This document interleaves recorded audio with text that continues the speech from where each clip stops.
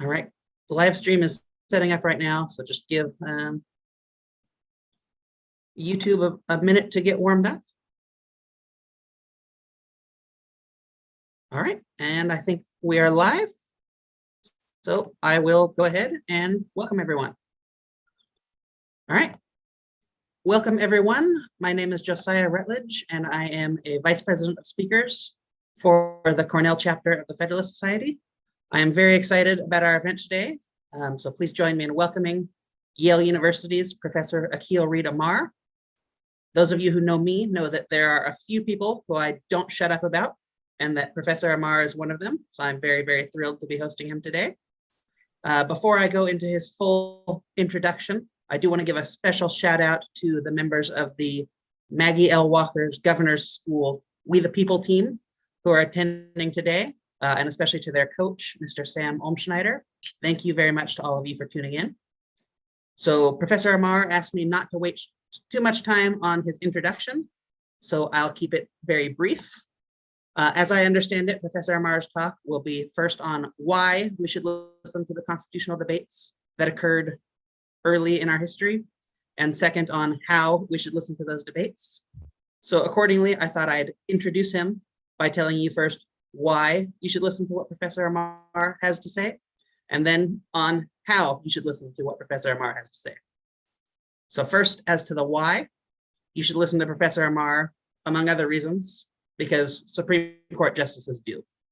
He's been cited by the justices in 45 different cases, more than any other active scholar. And those citations have come from justices from across the ideological spectrum, not just liberals, not just conservatives. Moreover, he's won awards from both the American Bar Association and the Federalist Society. So if those aren't good enough reasons to listen to what he has to say, I'm not sure what is. And then as to the how, my own personal two favorite ways to listen to what Professor Amar has to say are through his books, the most recent of which he'll be talking about today and which we'll be giving out to some of you, and also through his weekly podcast, America's Constitution, that you can find on all of the usual podcast platforms. I was just listening to it on Spotify on my way to school this morning. And finally, about that book, his latest book, The Words That Made Us, watch for an email from me to see if you'll be getting one of the free copies. Note that if you keep your camera on during this event, you'll receive additional priority for getting one of those free copies. And it's really a fantastic book, so it is well worth keeping your camera turned on to try and snag one of those copies. So without further ado, please join me in welcoming Professor Amar. And Professor Amar, I'll hand it off to you. Thank you, Josiah. Just get a thumbs up that you can all hear me. Wonderful. And thanks so much for that very kind introduction. I want to correct one thing. I am highly cited by the Supreme Court and the most cited among active scholars under age 65, and I'm 64. So it's somewhat self-serving, but big shout out, especially to my dear friend, Michael McConnell. He's a little older than I am, and he's actually more cited, but thank you again for that very kind introduction. Yeah, we're going to talk about this big new book, The Words That Made Us, and I recently did an event at FedSoc, a Zoom event for FedSoc Duke, and the head of that society actually had a couple of questions for me. Why originalism? I said, well, that's a good question. Let me talk. He wanted to hear a little bit more about originalism. So I actually picked some little excerpts from the book, picked 4. I don't know if we're going to do all 4. Maybe we'll do at least 3, and then have at me with questions and comments. The first couple of excerpts are really about why originalism, and the others are about how originalism. We were going to have Professor Brian Richardson join us. I wasn't able to today. One of my excerpts was actually about something that he's written on. So just depending, I may actually read it now or maybe wait, because I'm happy to do another event with you anytime you like. You've made it really easy for me to do this. Thank you so much. Since I was talking about my age, I don't have to haul my carcass all the way to Ithaca and back, and ideally in some carbon-friendly way. I love the Statler Hotel. I stay there on campus whenever I come by. I love Ithaca. but you are making it really easy and carbon friendly for us to do this. And I'm happy to do it again. And I'm thankful to the FedSoc for using some of the funds that they otherwise would have had to divert for hotels and planes and trains and automobiles and all that, and instead just plow them into a budget so that you can get books, which is what thrills me. And I hope some of you are able to experience the book. I'm going to read several portions of it because the book, I'm glad it's in your hands, but I really, that is where I want it. But the next thing I want is for it to get from your hands into your heads. So I'm going to read you a few passages to see if maybe they tickle your fancy. So the first passage is from a chapter called People, and it's all about how the Constitution became the Constitution.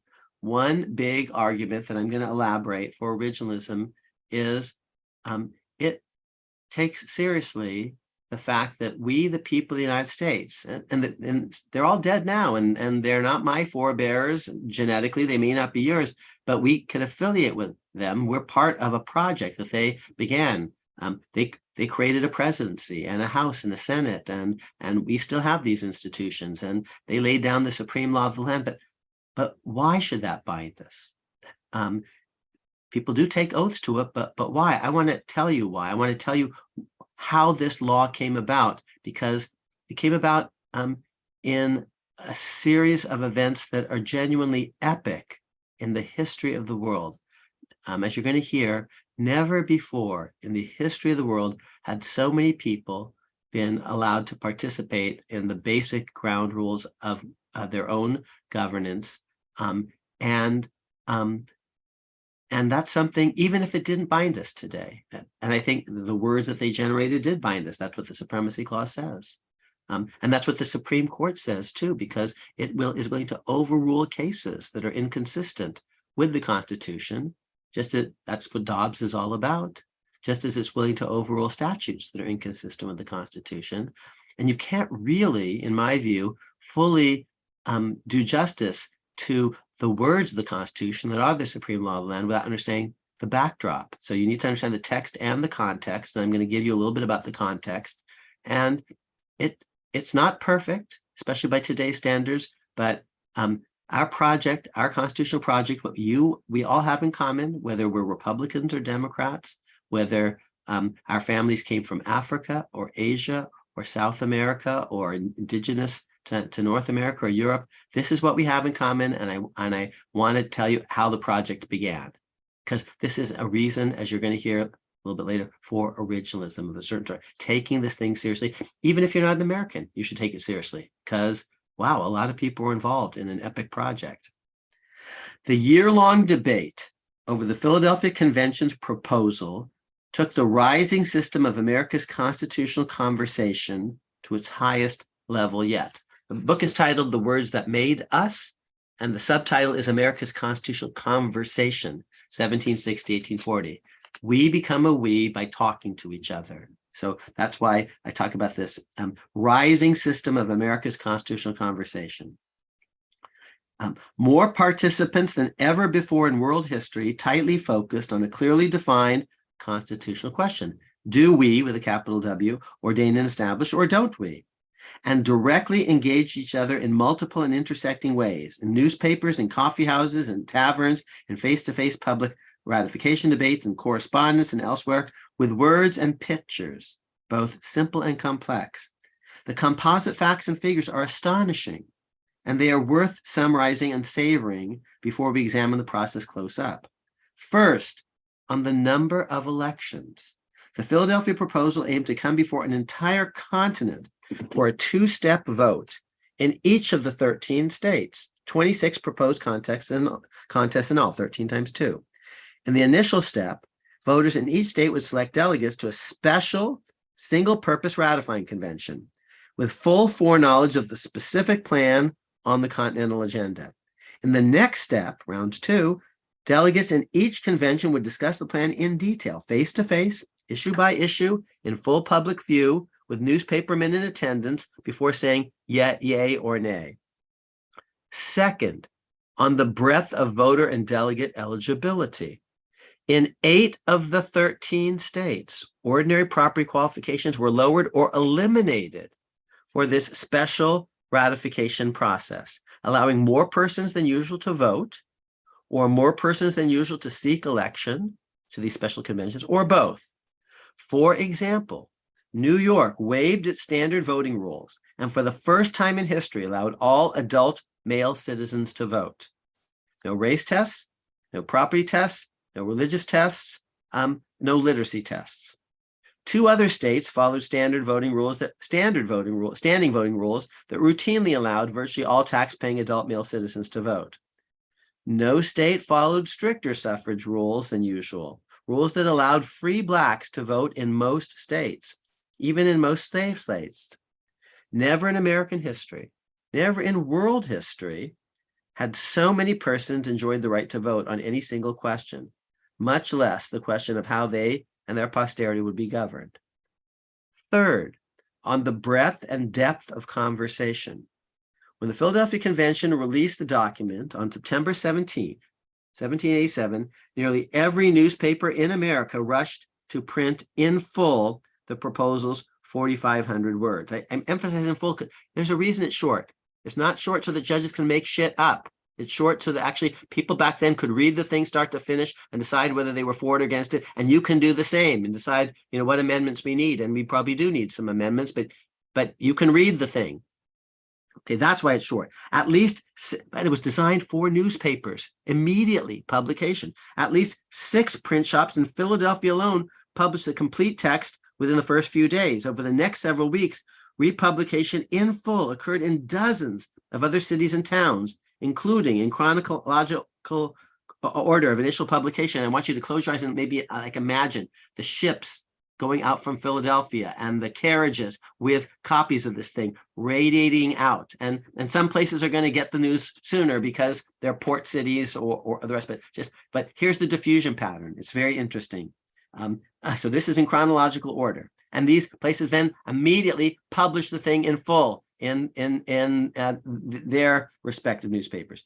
New York, Baltimore, Boston, New Haven, Elizabeth, Carlisle, Frederick, Providence, Richmond, Alexandria, Annapolis, Worcester, Norwich, New London, Norfolk, Portsmouth, Hartford, Middletown, Litchfield, Bennington, Charleston, Salem, Poughkeepsie, Northampton, Newburyport, New Bern, Portland, Pittsburgh, Newport, Fredericksburg, and Windsor.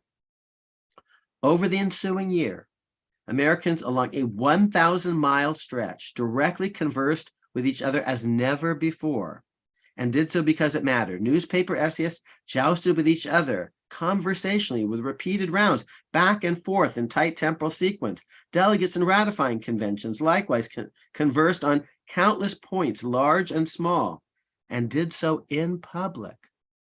Many actually listened as well as spoke. What a concept. Some openly changed their minds and their votes during these conversations. This is astonishing.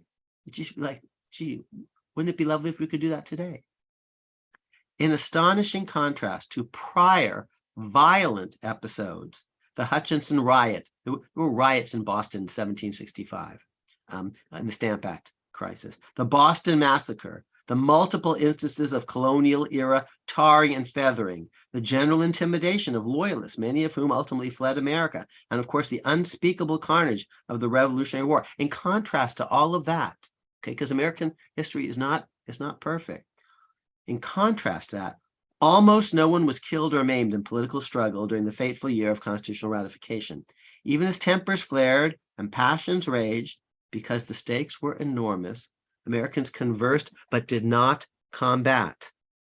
The losers in this conversation were not bullied into submission or forced into exile. Rather, anti-federalists, the name given to the naysayers, were listened to. Some of their smartest concerns found their way into the Constitution's first round of amendments, and some of their smartest leaders eventually found their way into the Constitution's highest post, from the presidency on down. Okay, so one final paragraph here. Appeals ranged from the extremely erudite to the stunningly simple. 2 locations, sites, S-I-T-E-S, of conversation, newspapers and conventions framed the debate, and the dynamic interaction between these sites to find a truly new world model of American-style constitutionalism. So if you listen to that, yeah, they're bad in some ways. They have slavery, women aren't voting. That's bad. But in some ways, they're so much better than us today. We should be ashamed of ourselves after January 6th, you see. Because they're actually conversing and not the losers aren't storming the Capitol and saying, oh, we didn't lose fair and square, like Kari Lake, or this. So we can learn from them. So don't look down your noses on them just because it was a long time ago, because we can still learn stuff from them.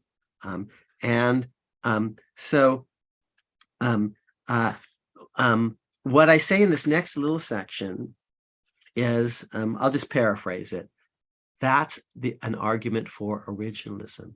You see that lots and lots of people deliberated very carefully and thoughtfully and got to vote and discuss things. And we shouldn't ignore that. I clerked for someone who later was on the Supreme Court, Stephen Breyer. My brother, today is his 60th birthday. I need to call him a little later today. He clerked for Harry Blackmun. The people, I know lots of the justices, that some of them are friends of mine. The people are smarter than the justices. That's an argument for originalism. We, the people, it's not perfect. We have slavery, we have 3/5, but we get rid of it. The judges are more pro-slavery than the Constitution in Prigg versus Pennsylvania. We get rid of slavery, we promise equality, and the judges give us Plessy versus Ferguson for a long time before Brown versus education. The people say Bill of Rights should apply against the states. The court doesn't do that till the 1960s, you see. So the Constitution really does say freedom of speech, and the stupid judges and justices put people in prison just for criticizing the government for a long time. Eugene Victor Debs goes to prison. He's sentenced 10 years just for giving an anti-war speech. And the Constitution says freedom of speech of the press. So take this stuff seriously. Justices are not bad. Some of them, they're doing their best. I'm saying we, the people, actually are better because lots of people are deliberating and listening to each other and changing their minds. And what do the dissenters immediately say? They say, dude, you forgot the rights. And they did. And that becomes the Bill of Rights. People who were opposed to the Constitution are listened to, and then we find middle ground called the Bill of Rights. Okay, so that's why originalism, you see. Now, let me tell you a little bit about how originalism. Let me just give you I'll save the section, Josiah, where I talk about the things that Brian Richardson is interested in. If you bring me on a second time, I'll give you a 4-page discussion about why he's completely wrong in what he wrote. But this way he can listen to it and then respond on treaties of territorial accession, like the Louisiana Purchase. Okay, because I say you don't need a constitutional amendment at all, and we didn't have one. And he says, oh, that's a nice close question. I say, no, it's not close if you know how to actually do originalism right. But we'll save that. I'm going to give you just a little 4-minute primer on how John Marshall and his court do originalism, because they're actually helping us see how to do it right. And John Marshall was there during the ratification process. He was an important part of the Virginia ratification debates. Okay, so this is actually from page 530, and I'm going to go from page 530 to 532. So 4 minutes and we're done.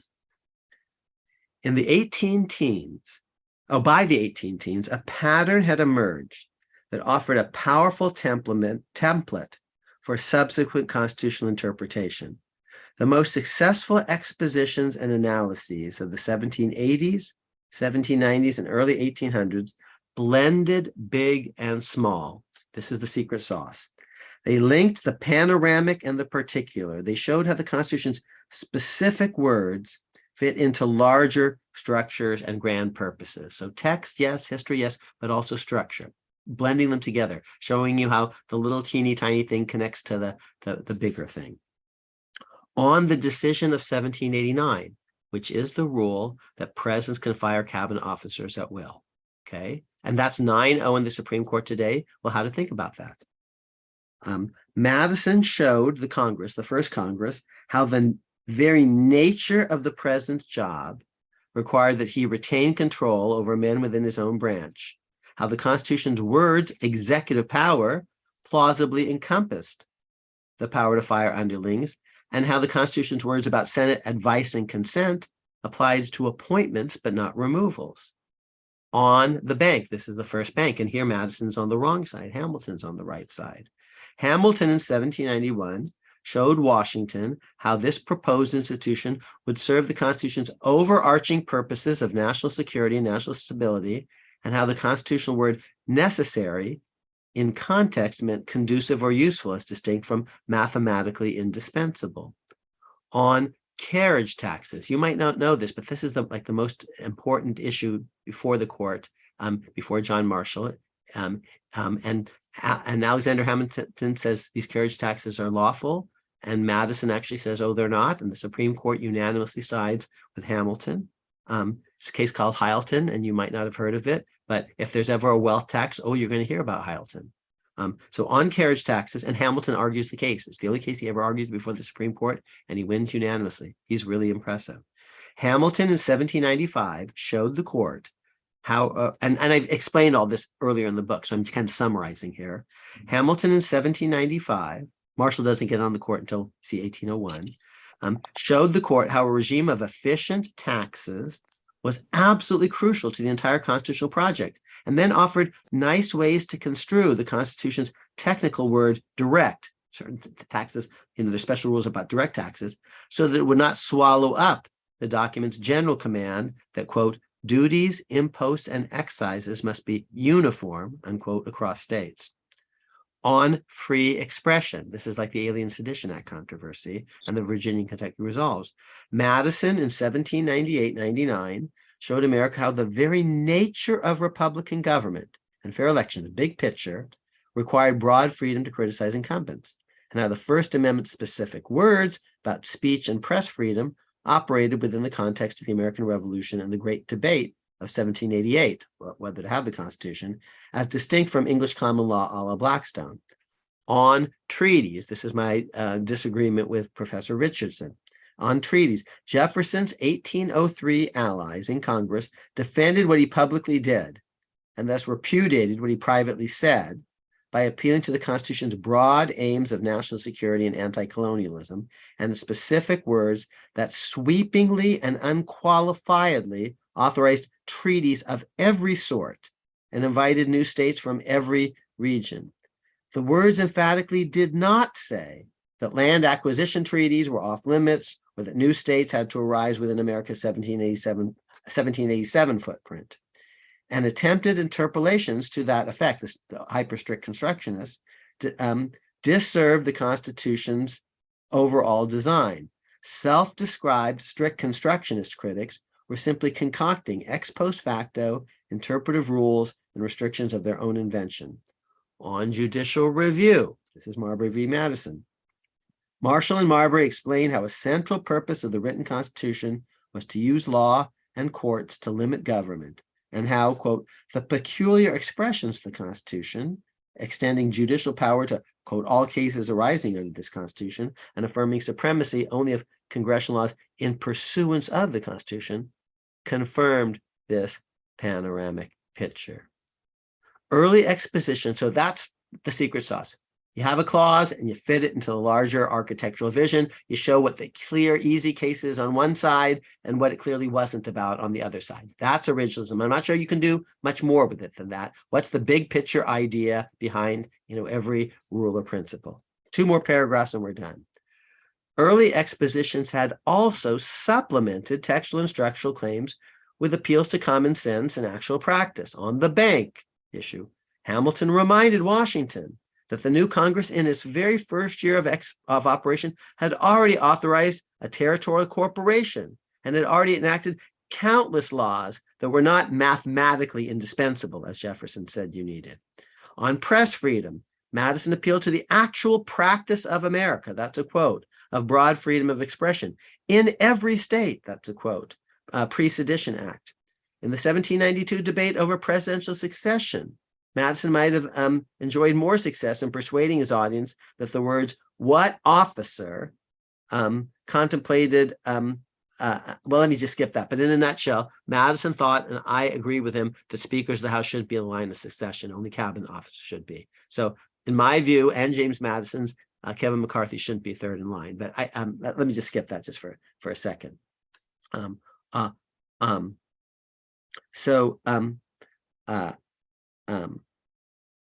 let me just skip the rest. Okay, you have now a little bit of a sense of why originalism, because we put the thing to a vote and debated it carefully and amended it when people said, what about this? What about that? And how originalism, you have to pay attention to the individual words, but you need to understand how they fit into larger patterns and structures.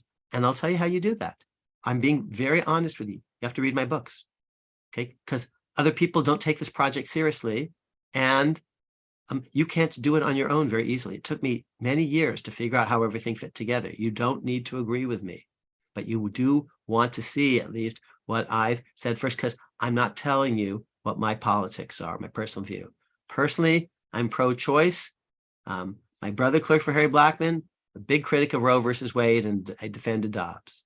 Personally, don't own a gun. They scare me. But I think for various reasons, not just having to do the Second Amendment, but the 14th Amendment and state constitutions and unenumerated rights, lots of things. But when you play by the rules, there is a right to have a gun in the home for self-protection. And I've never had one in mine. Okay. When you read these books, you're not going to get my personal views. You're not going to get Erwin Chemerinsky, whom I like, but do not candidly respect.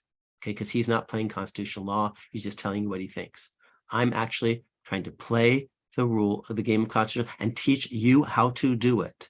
And if we all play by rules of proper interpretation, well, then that's what the Federal Society believes in. And sometimes we're going to converge on things, even though some of us are liberals and some are conservatives, you see, but we're going to agree. Well, here's what the text says, and here's the historical backdrop, and here are the rules.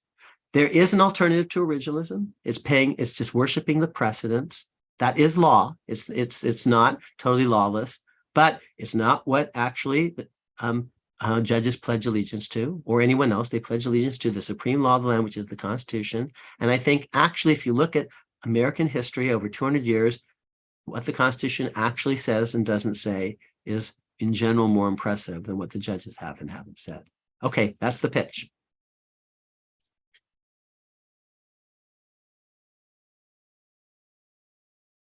So Josiah, I guess people can ask me hard questions and go from there. All right. Thank you so much, Professor Amar. And yeah, everyone, like he said, let's ask him some hard questions.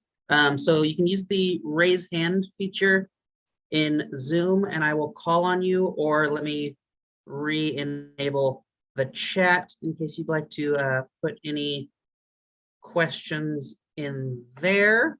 Okay, you should be able to do that now, and I will read those off for you if you don't want to turn on your microphone and ask the question yourself.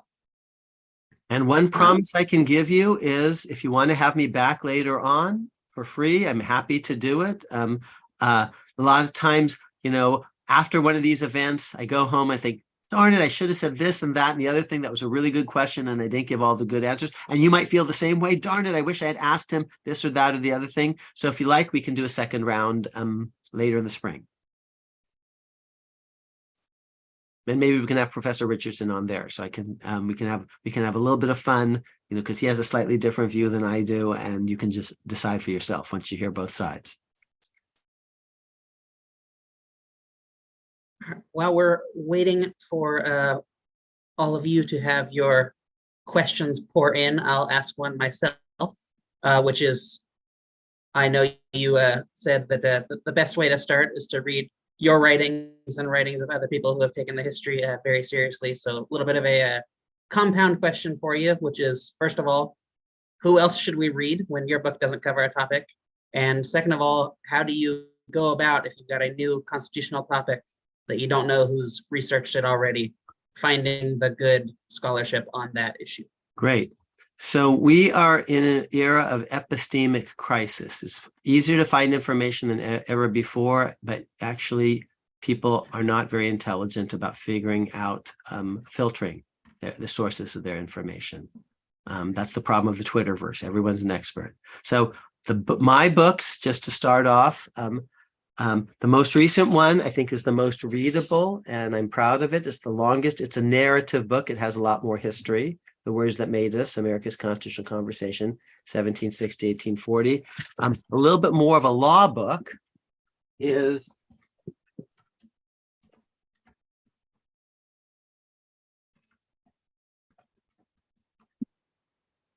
America's Constitution, a biography. It walks you. This one is a history book. It's chronological.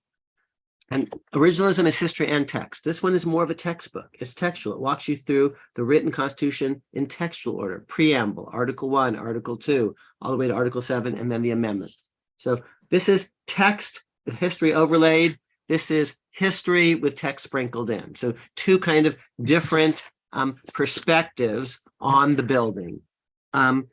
If you're interested in the Bill of Rights in particular, I had a book just about that. It's called The Bill of Rights, Creation and Reconstruction. And Reconstruction Part 2 is all about the incorporation debate, how the 14th Amendment changes the founding. I don't think that our constitutional experience is just about the written Constitution. It's about their unwritten principles, including like the rules of interpretation. They're not written down. Originalism is not written down, but it's part of our unwritten Constitution. Separation of powers doesn't say that. Federalism doesn't say that. So I believe in unenumerated rights and unwritten constitutionalism, but I believe in unwritten constitutionalism that fits with the written document. And I talk about that in a book called America's Unwritten Constitution. Okay, so how can you go behind the words of the Constitution while maintaining fidelity to it? So those are some of my books. Now, if you want a detailed account of the original Constitution that's much more critical, I think it gets, truthfully, some key things wrong. You could read my friend Michael Klarman's book. It's called The Framers' Coup. It kind of presents the Constitution's, I say they put it to a vote. He says they met behind closed doors. Well, they're both true, but after meeting behind closed doors, they put it to a vote, you see? And he says, oh, they're fat cats. And I say, yeah, but there are no property qualifications, in a lot of places, and they're lowered in all sorts of states and never raised. And he doesn't tell you that, okay? And I say, no one dies in this year, and no one is maimed politically, and people change their mind. He doesn't quite tell you that, but if you want a different take, a downer take, truthfully, that shows you every single thing they did wrong and a whole bunch of things that they actually didn't do wrong, but he says they did wrong. You could read Michael Klarman's book. It's in the Beardian tradition, kind of more Howard Zinn, but he's smart and he gets most of the facts right. It's just he gets the biggest ones wrong. Okay. That they put the damn thing to a vote. There are no property qualifications to be a president, to be a senator, to be a House member. Wow, wow, wow. But this is a big and important book. I'm taking issue with it. Now, here's why. I'm telling you, actually, if you had to start with, because I've read this book. I've read it. Oh, my home copy is just completely marked up, and he didn't read mine.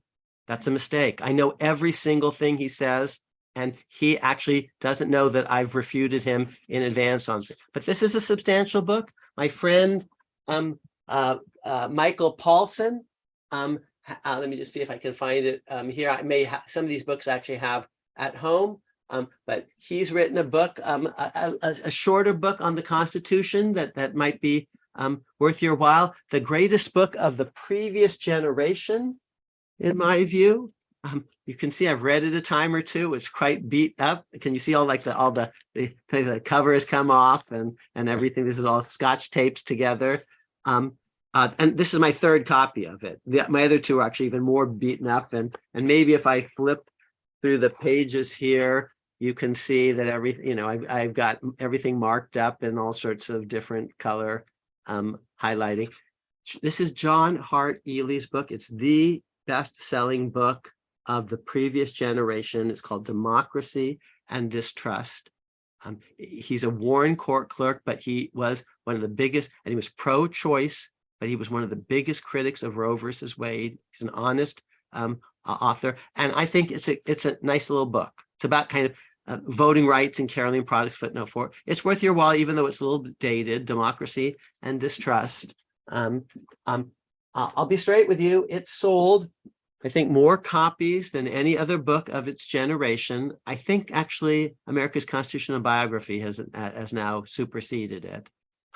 But those are a few. My friend Steve Calabrese is very serious. He hasn't written, he wrote one book on a unitary executive. He's working on stuff now. He's written, it's not just books, it's articles. Whom do I respect on the conservative side? I respect my friend Steve Calabrese. We co-teach a lot, and we agree on lots of stuff. I think John McGinnis's work is thoughtful. There are lots and lots of folks that are out there. And if you ask me specifically, I'll tell you, no, not Vermeulen, no, and I'll tell you why, not Chemerinsky, but yes, John Ely, or yes, Michael Paulson. Because life is short, and you have to figure out whom you pay attention to, and there are easy things to do. Here's like one thing: who's cited by the court? That's actually telling you something, because he is my friend, but Erwin Chemerinsky is not cited by the court at all. He's just cited by second-year law students in every law review imaginable. Okay, but second-year law students don't know anything.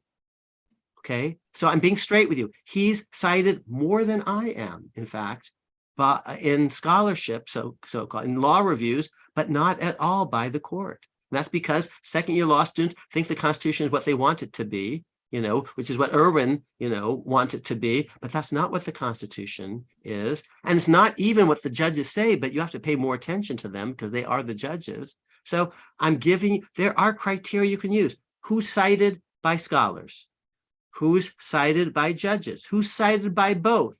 Who's cited across the spectrum? Those are very self-serving metrics because I do well on those, but that's the game I think that we should be playing. Who is taken seriously by the FedSoc on one side and the ABA on the other, because the ABA is very liberal and FedSoc not so much. Who's trying to talk to both of them? Not Erwin. I'm being straight. So I'm telling you not just what to read, but what not to read, because life is too short. You have to figure out, what to prioritize. I've read John Ely's book probably 8 times. Okay, and it's worth reading an 8th time because I'll see new stuff in it. I'm not going to read anything that Erwin ever writes from now on. I'm not. Okay, because I like him, but he has so discredited himself with claims that judicial review is made up, that originalism is bunk and all the rest. No, life is too short. I'm sorry. And I'm going to tell other people this. I'm going to tell them publicly. I will say this to your face, Erwin. Okay. Because you're not serious, and you used to be. What happened? See how interesting it is? So, and I haven't had a beer or a glass of wine or a shot of whiskey or something, but life is short. We have to talk. I need to tell you what you should read. Correct. Because there's stuff that you should and stuff that's not worth it.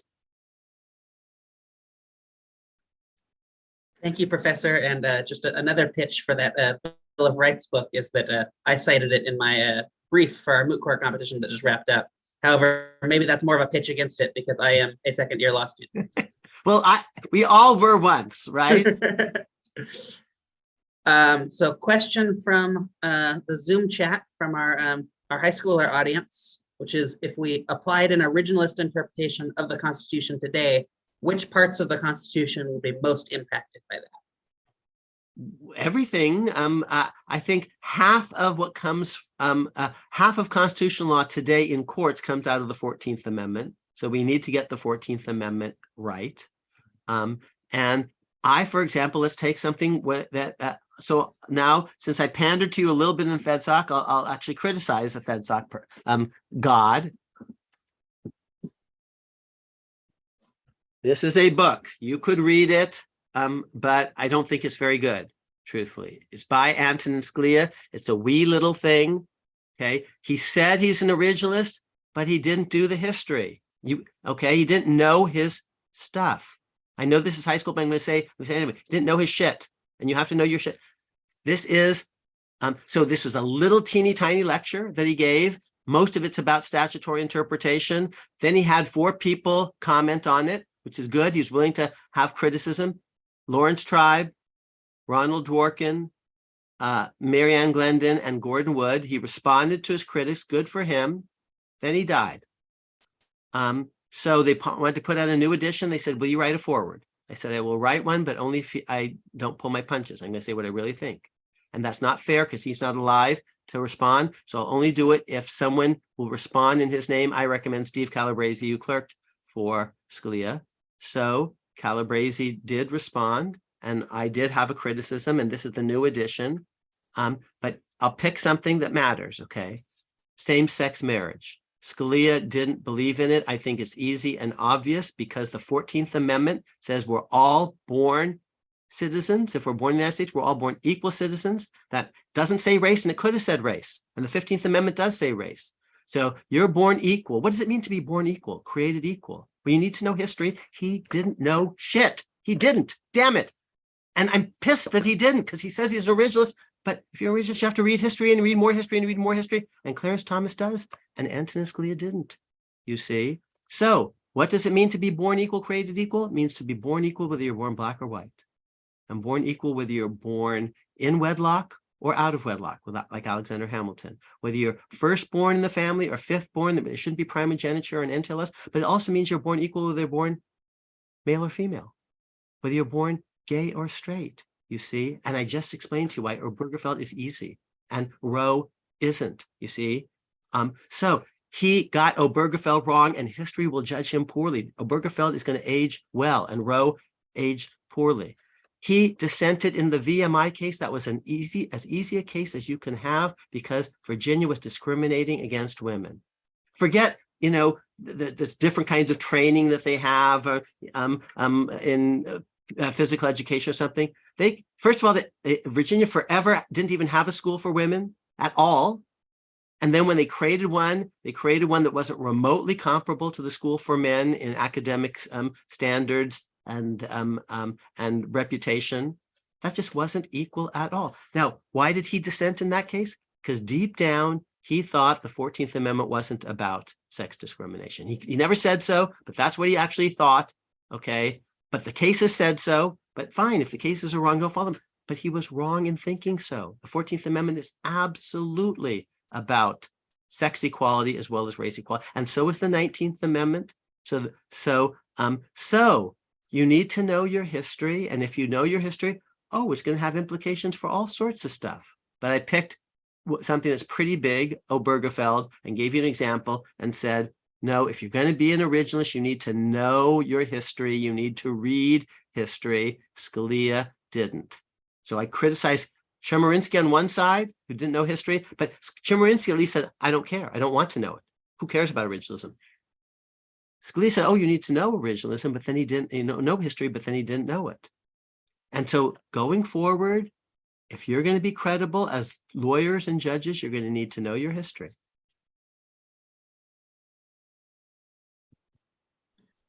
Thank you, Professor. We've got a couple of hands up now on Zoom. So Christian, we'll go to you first.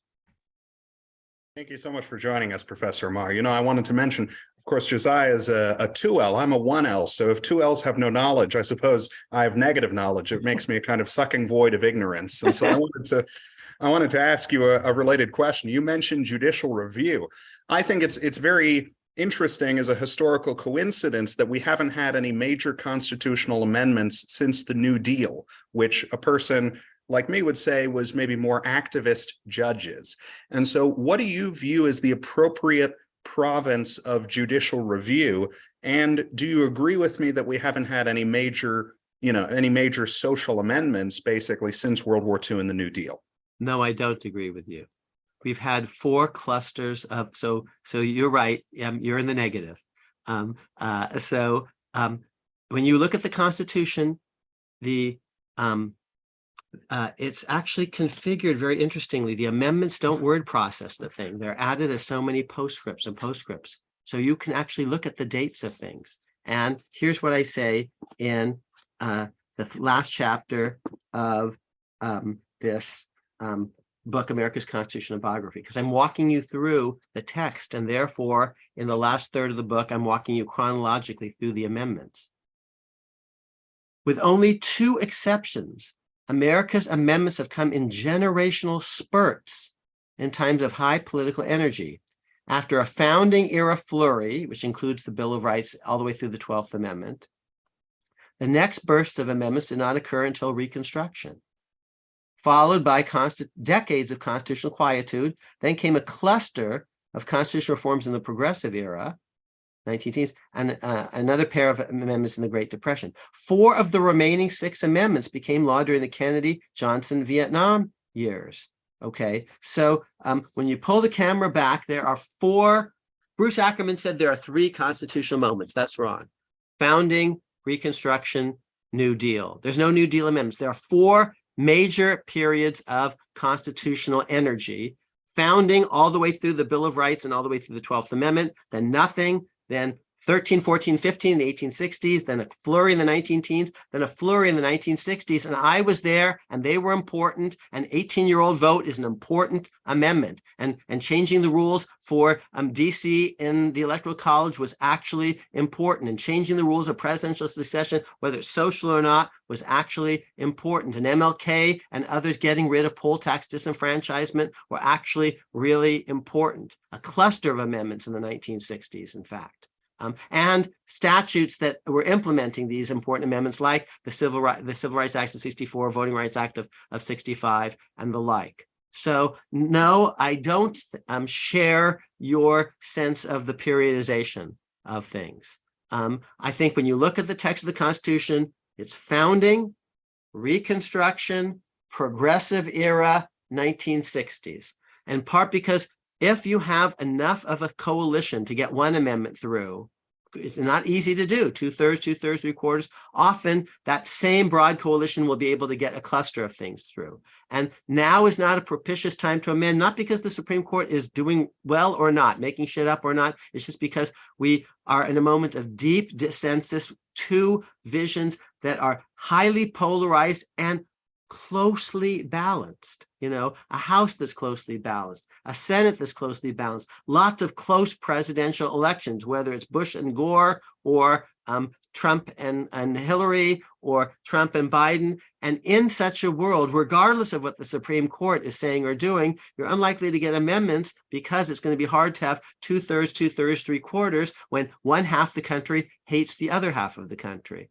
You can't blame the Supreme Court for that. That's just where we are, because I'm a political scientist and an historian and a constitutional scholar. So that's my answer. But it's a very good question. And I like that you were self-deprecating. Of course, second-year law students know something. You know, but they don't know much history because history takes a long time to learn. And it means they're going to be maybe less initially inclined to originalism because originalism is more hard work and more attracted to a Pied Piper like Erwin Chemerinsky. You see, he was telling them, oh, be proud of your ignorance. We don't need to know any of this stuff. All you just need to do is follow your instincts and call them constitutional law. Works out very nicely that we've got a somewhat related question also about amendments in the Zoom chat. So I'll read that one off. You mentioned how the Constitution was short, so everyone could read it and vote on it.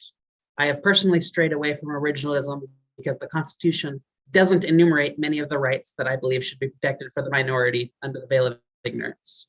I see that the Constitution could be amended continuously to reflect the values of the people.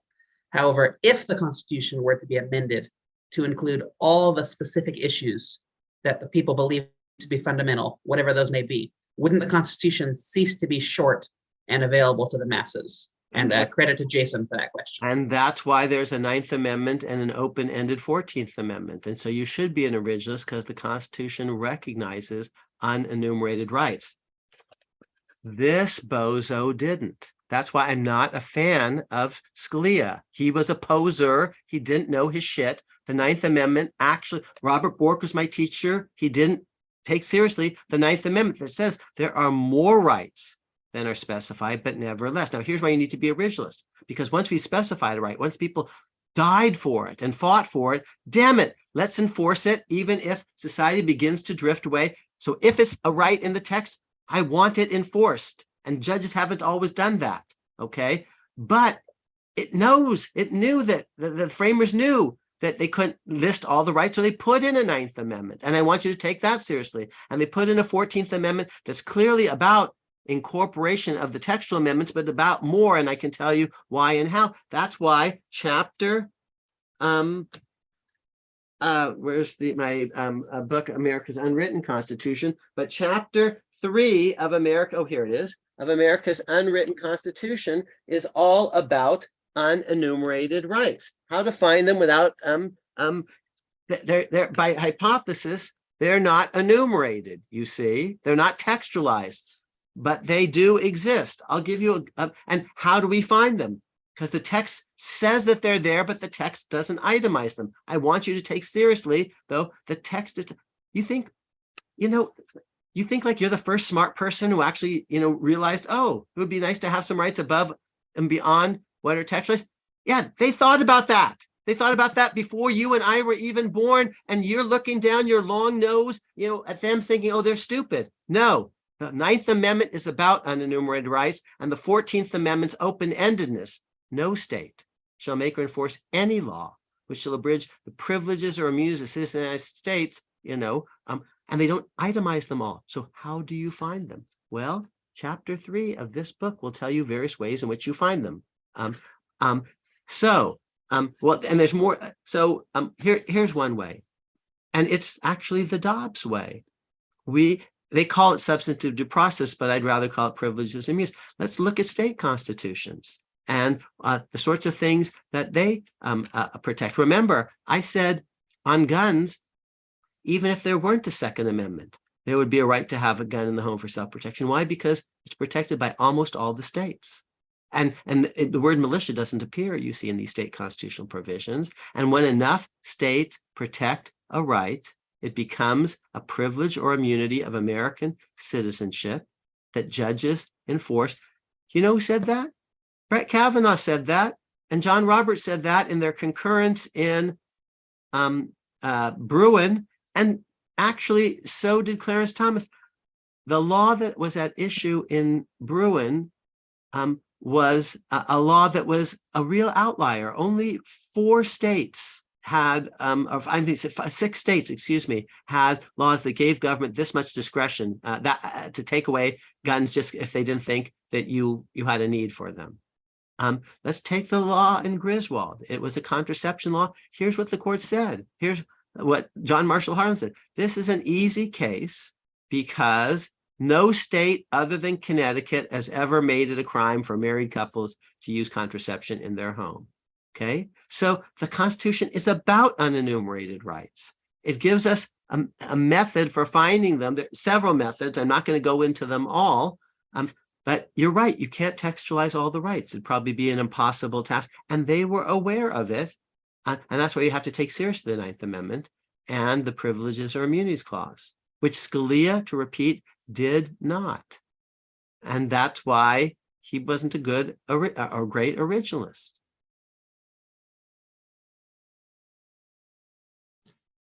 Thank you, Professor. Yi Chao, you're up. Professor Amar, I thank you very much for giving us this lecture, and I'm honored to meet you. I also have a question regarding judicial review. I don't have the book at hand, but like both Jefferson, I think Andrew Jackson, Lincoln, they all said that because they have a view that is kind of opposed to Marbury versus Madison, because they think, for example, we have 3 branches, right? They think that each branch has its own opinion as to whether a statute is constitutional or not. And if the court says a statute is let's say it's constitutional, but the executive branch believes that it's unconstitutional. So then the executive branch can refuse to obey the order of the court. Jefferson said that's that's very natural and that's proper. So do you think that we should have we should have a single entity who has the final authority to interpret the Constitution? That's the first small question. A second small question is, if your answer to that question is yes, there should be a single entity who has the final authority to interpret the Constitution.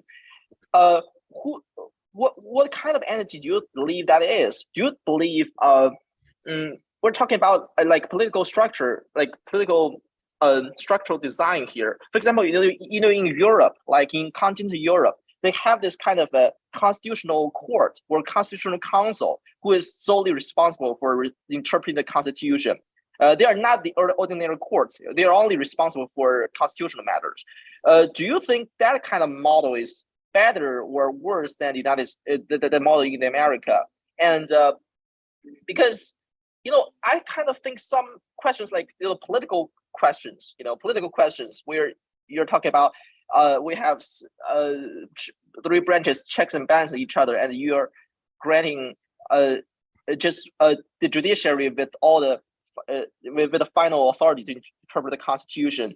I mean, what if you have a constitutional court or a constitutional council who is not like those three governmental branches? It's high above them, and let's grant it the final authority to interpret the Constitution. Do you think that will avoid the political questions? Great. Sorry, that's a little bit. No, it's great, and I'll be straight with you. You need to read my books because some of what you I said, think so. Yeah. some of what you said is correct, and some of what you said is not at all correct. Okay. So, judicial review does not mean and never has meant correctly that the Supreme Court is the only and ultimate interpreter of the Constitution. You won't see anything like that in Marbury versus Madison. The court has said the Supreme Court is the ultimate interpreter of the Constitution about 8 times, only in the second half of the 20th century or the 21st century. That's not what Marbury is saying at all. Okay, and it's not at all I have just taught in the last 2 weeks Marbury to 2 different classes and Andrew Jackson's veto message and Thomas Jefferson's. I'm going to read you the passages. I'm a departmentalist. Here's what departmentalism tends to mean. If the court says, let's just take a federal statute, let's take a federal criminal statute, it's unconstitutional, then it can't be enforced and no one can go to jail. But so no means no. And the no could come from the court, but it could come from a jury. A jury could just acquit. And the court might think it's a perfectly valid statute, but if the jury thinks it's an unconstitutional statute, they acquit and there's nothing you can do. So, and if the House doesn't like the statute, it can vote against it, and now there's no statute. And if the Senate, even though the court would uphold it, votes against the statute, there's no statute because there's no federal common law of crimes. And a president can pardon because he thinks it's an unconstitutional statute, and a grand jury can refuse to indict. One no in criminal law often trumps 5 yeses, whether the no comes from a judge or a jury or a president or a grand jury or the House or the Senate. And here's what Thomas Jefferson says. And he's not defying a court order at all. If you think so, with all due respect, you're confused. The court order simply says you can hold someone in prison, doesn't say you must. You don't have to even prosecute, you can pardon. So here's the story that I tell. John Adams signs his name to a law that makes it a crime to criticize John Adams. Okay, that's the problem with power. It's thin skin. So he signs his name to a law that says you cannot criticize John Adams. And who upholds that law? Judges that he's put on the bench. Defendants try to get the court to do judicial review and the court isn't so interested. These are Supreme Court justices riding circuit. And so Matthew Lyons, a sitting congressman, is thrown in prison for 3 months for giving a speech that says the following: John Adams is a madman. He is a madman. Thomas Callender is sent to prison for 9 months for just criticizing the president. And you know who's criticized the president surreptitiously? The sitting vice president, Thomas Jefferson. He's guilty of violating this very law. And so are his friends. Now he says this is an unconstitutional statute. That's the Virginia and Kentucky resolves, and they mobilize America. and America votes for Mike Pence against Donald Trump. I mean, for Thomas Jefferson, the sitting vice president, against the sitting president, John Adams, you see. Now, Jefferson is president. What would you do as president? He thinks the sedition law is unconstitutional. Judges have upheld it. What would you do? What does he do? He pardons everyone convicted by it. And my friend, no one thinks that's unconstitutional today. The only interesting question is whether he was required to do so or merely permitted to do so. Now, Abigail Adams, has a conniption. He writes to her. This is page 459 of the book. This is why you have to read the book. Here's what he says. Yeah. I discharge. This is a letter that he sends to her in 1804. She's annoyed that he pardoned everyone. Here's what he says.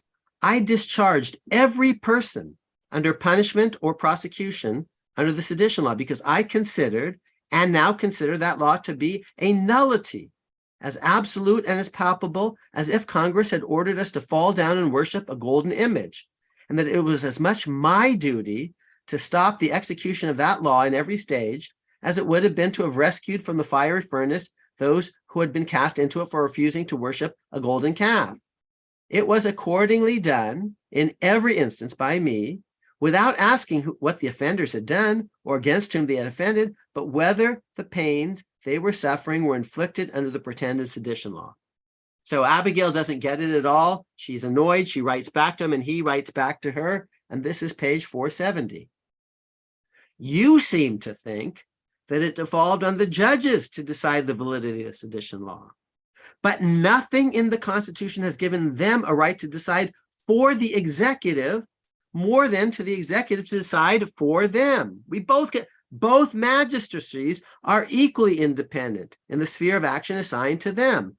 The judges, believing the law constitutional, had a right to pass a sentence, a fine, and imprisonment because that power was placed in their hands by the Constitution.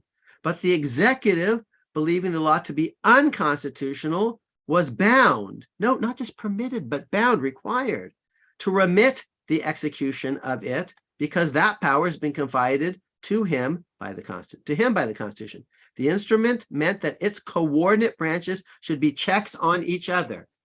We originalists, the best ones, are departmentalists. We think all branches participate in constitutional law. Courts do, judges and juries, House and Senate, president, grand juries. In criminal law, here's what this will often mean.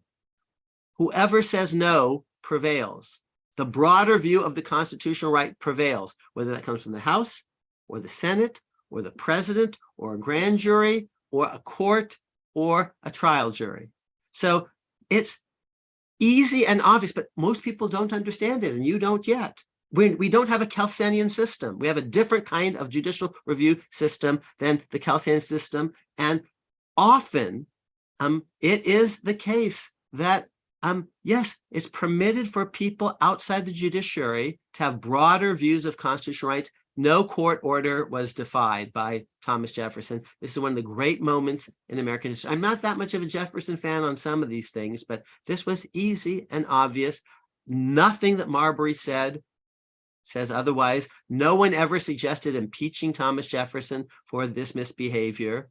Oh, so you need to, and you maybe don't because you weren't taught by an originalist professor and you haven't read the books.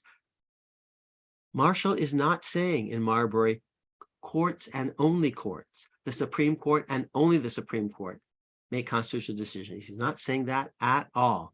So, final example, the court in McCulloch says Congress can have a bank. It doesn't say it must, it says it can. And what does Andrew Jackson say afterwards? I don't think so. I'm going to veto the bank on constitutional grounds because I actually have a stricter view than John Marshall. I know John Marshall has upheld this bank unanimously. I know he and his colleagues might do so again, but they didn't say we must have it, only that we may. I have a veto. And no one thought that Andrew Jackson was violating anything in the Constitution when he vetoed a bill on constitutional grounds because he had a broader view of states' rights, a narrower view of federal power. This is called departmentalism. I'm a departmentalist. Thomas Jefferson was a departmentalist. Abraham Lincoln was a departmentalist. Andrew Jackson was a departmentalist, but you know who else was? John Marshall in Marbury versus Madison, when you read it with exquisite care, which I have. Okay, thank you, Professor, so much. Yeah. Thank you, Professor. Rasul, you're up. Thank you so much. Hello, everybody. Thank you, Professor Amar.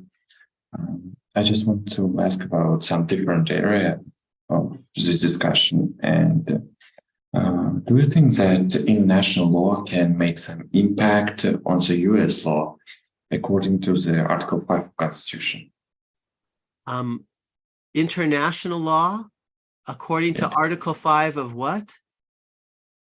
US Constitution U.S. can Constitution. make impact on the US law. according Well, to the Supremacy Clause tells us what the categories of law are: the Constitution, statutes of the United States that are consistent with the Constitution, and treaties of the United States. I believe, and this is chapter, I think, 8 of America's Constitutional Biography, that the Constitution outranks statutes because the Constitution came from a broader democratic base. This is what I believe, that the court actually hasn't clearly said. I believe that statutes are higher than treaties because statutes actually involve the House of Representatives and treaties don't. So I think it's the Constitution, statutes, and treaties in that order. So let's imagine, for example, the court says no, statutes and treaties are at the same level. Now, here's what people, internationalists think. They think the highest law of all is the international order. There's international law, and then the US Constitution, and then other things. And I don't, okay? I believe in American sovereignty. And the American Constitution, let's imagine international law says something, and the US Constitution, tomorrow we amend it to say no. Now you're a judge. Which do you enforce, international law or the Constitution? It was a trick question because I didn't tell you what kind of judge you are. But if you're a judge in America who has taken an oath to the under the Constitution, you have to enforce the Constitution of the United States or resign, okay? Because that's the supreme law of land, and international law be damned. But if you were a judge of the international order, you say, what are you talking about? The international order is higher than everything. And of course, it trumps the US Constitution. Okay. But the US Constitution does not recognize international law higher than it or even on a level with it. It does not recognize treaties on a level with it. So suppose we make a treaty. We solemnly promise to do something. And then the next day, we amend the Constitution to repudiate that treaty. What do you enforce as a U.S. judge? As a U.S. judge, you have to enforce the U.S. Constitution. And this is perfidious. This is a violation of treaty. This is a violation of international law. It could be casus belli. It could trigger a war. But your obligation as a judge is to follow the U.S. Constitution, you see, even if it's in violation of a treaty. Okay. So I say the treaty is below the U.S. Constitution. I say, and doctrine agrees with me, what about actually a statute? We agree with, we make a treaty and then we adopt a statute that repudiates it. What do judges say today? They say treaties and statutes are at the same level. You look at the one that's most recent, and just like a statute can repeal another statute, a statute can repeal an earlier treaty. So they would say, look at the later statute. But I go a step further because court says they're at the same level, which would mean a treaty can repeal a statute if it comes more recently, just as a statute can repeal a treaty. No, no, no. In Amar's world, which is the Constitution's world, Constitution, laws, treaties in that order, treaties are actually below statutes. Statutes can repeal treaties. Treaties can't repeal statutes. Now, treaties can displace state law, but not federal law, okay? So treaties would be of the status of, in effect, federal common law, below a statute, but above everything that a state does, okay? That's not, don't put that on your bar exam because they'll count that as wrong. But if you want to bet in 50 years what the law will be, bet on me, okay? Because at the end of the day, courts are going to bring themselves into alignment with the Constitution, and I've actually told you what the Constitution really says. All that said, in general, American judges do and should try to read our laws to avoid placing us in violation of international law. These are clear statement rules because we shouldn't lightly be violative of international law and place ourselves in international delict. So in general, judges will try, if they can, to read American law, and I told you what the hierarchy is, so that it does not violate international law. But if the law is absolutely clear, the constitutional provision says, notwithstanding international law, X.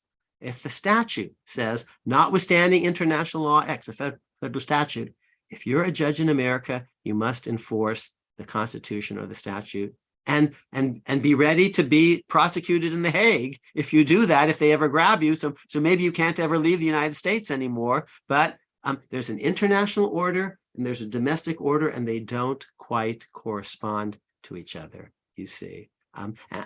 But the US Constitution sees itself as the supreme law of the land and not the world order. Thank you so much. Thank you. Let's go next to our We the People team. Again, thank you guys so much for attending. Really glad to have you. Thank you so much for speaking to this, Professor. In today's political climate, it can feel like a lot of government happens at the Supreme Court. A lot of the big decisions are made by the Supreme Court. But interestingly, Supreme Court is not defended by the Constitution really with any real structural enforcement mechanism. It doesn't have the power of the sword. It doesn't have the power of the pen. It really only works to the extent that the people find it legitimate, and that consequently, and also partly not consequently, the two other branches do. How do you see that developing going forward in a political climate that is increasingly polarized, increasingly divided, increasingly willing to ignore the intention of the Constitution for selfish gains? How could that possibly pose a kink in America's armor? Yes, so Alexander Hamilton very famously says, thank you for that question. Alexander Hamilton very famously says that the judiciary is unquestionably the least dangerous branch. It has neither purse, doesn't have money, nor it doesn't get to appropriate money, nor sword. President actually is the commander in chief. It has neither force nor will, but merely judgment, and relies, in fact, even on other branches to enforce his judgments, which it does. Now, my friend, I said earlier, Jefferson didn't refuse to enforce a court judgment when he pardoned people. He's allowed to pardon. Jackson didn't refuse to enforce a court judgment when he vetoed. He was allowed to do that. So in American history, there really is not an example of a president refusing to enforce a Supreme Court order. Some people say that Andrew Jackson did that in a case involving Native Americans, Worcester versus Georgia. John Marshall has made his decision, let him enforce it. I say in this book, he never said that, and he never refused to enforce the court order. Okay, and I wrestled the facts to the ground on that.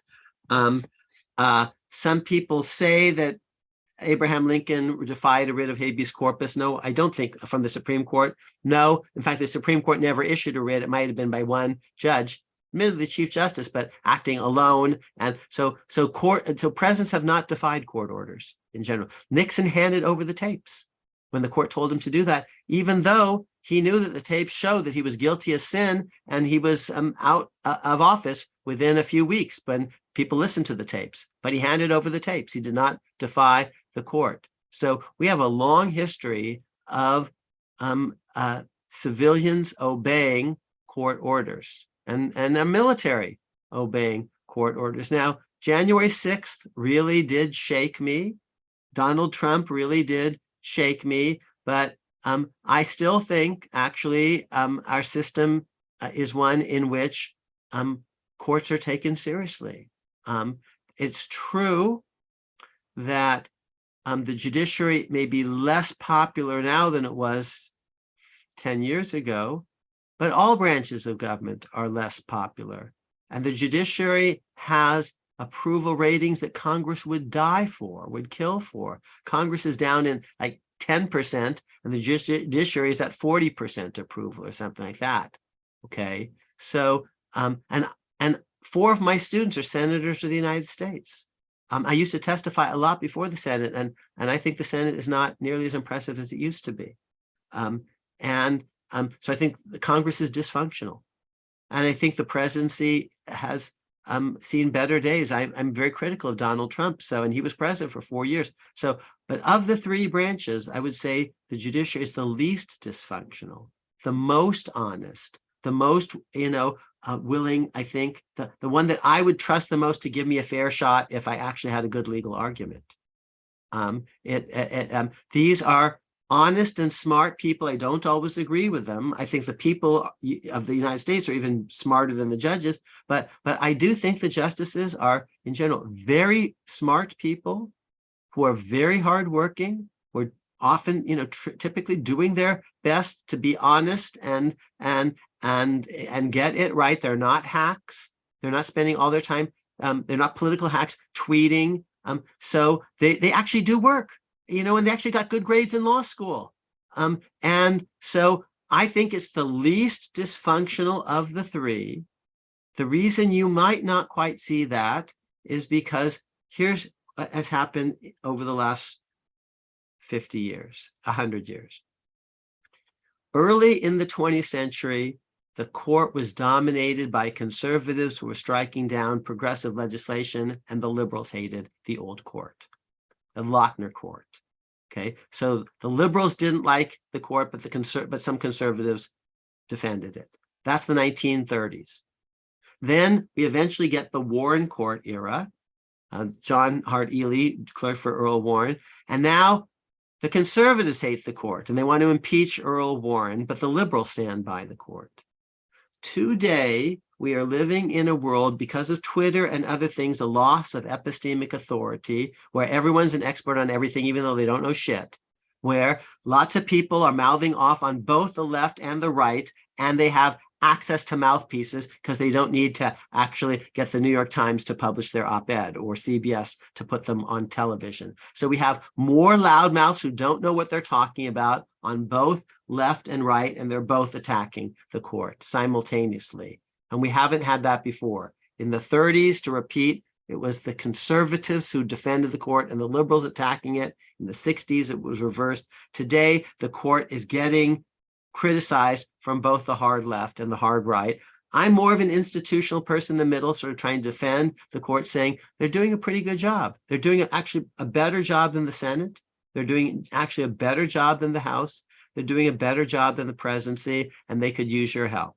And here's how you can help them: by insisting that they adhere to the Constitution and not letting them get away with stuff when they're making stuff up. Okay, so if they, in a case called Moore versus Harper, a case about the independent state legislature theory, if they make stuff up there, they're going to lose a lot of credibility with me and others. But you can't hold the court accountable unless you actually know what the Constitution really says. And there's only one way you can do that: by knowing the Constitution backwards and forwards and sideways, reading it, and then reading books that will tell you more about it. And I told you what books I think you should start with. But if you don't do that, at the end of the day, we, the people, judge the judges, but we have to do so knowing what the Constitution actually really does say and doesn't say. And we're the hiring committee. We pick the presidents who pick the justices. And if we don't do our job over the next few generations, the system dies. And that's why I'm so grateful to programs like We the People, so grateful to high school teachers who are, doing God's work, so grateful to those of you in the program, because it's not the most popular extracurricular in your high school. People who are the We the People champs are probably less likely to be prom king and queen than the captain of the football team or, the head cheerleader or something. I was in high school once. I get it. I know that we, little nerdy types aren't necessarily the most popular, but thank goodness for you guys. You guys are actually what we need to keep the country going. So keep the faith and spread the word.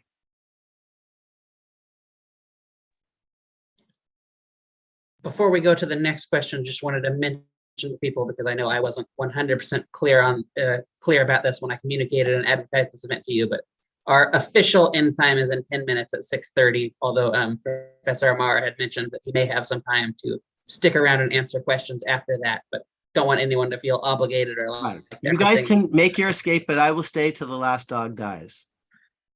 So with that, Ned, you're up. And you're not rid of me even then, because if you invite me back, oh my God, I'll come by Zoom. When you do it by Zoom, I love Ithaca, but it's 6 hours from my hometown and then 6 hours back. And I've made the drive many times to those cute little towns with ice cream stands and all the rest. I think I've hit every ice cream stand on the way there and back, but you're making it easy by Zoom, so thank you. So if you hear that, that means if you wanted to make sure Professor Amar doesn't do another event, you better be like outside in front with pitchforks, otherwise he's getting invited back. All right, Ned, you're up. Thanks very much, Professor. This has all been very interesting. One thing that I kind of wanted to ask you is that one claim that originalists often make is that the history provides answers to concrete cases. And that there's sort of accordingly not a great deal of place for judicial values. But I think if I understand what you're saying correctly, you have a kind of view of the 14th Amendment, which is perhaps a little bit more flexible than that, or at least one that isn't kind of stratified in the social conditions that prevailed at the time that the 14th Amendment was passed.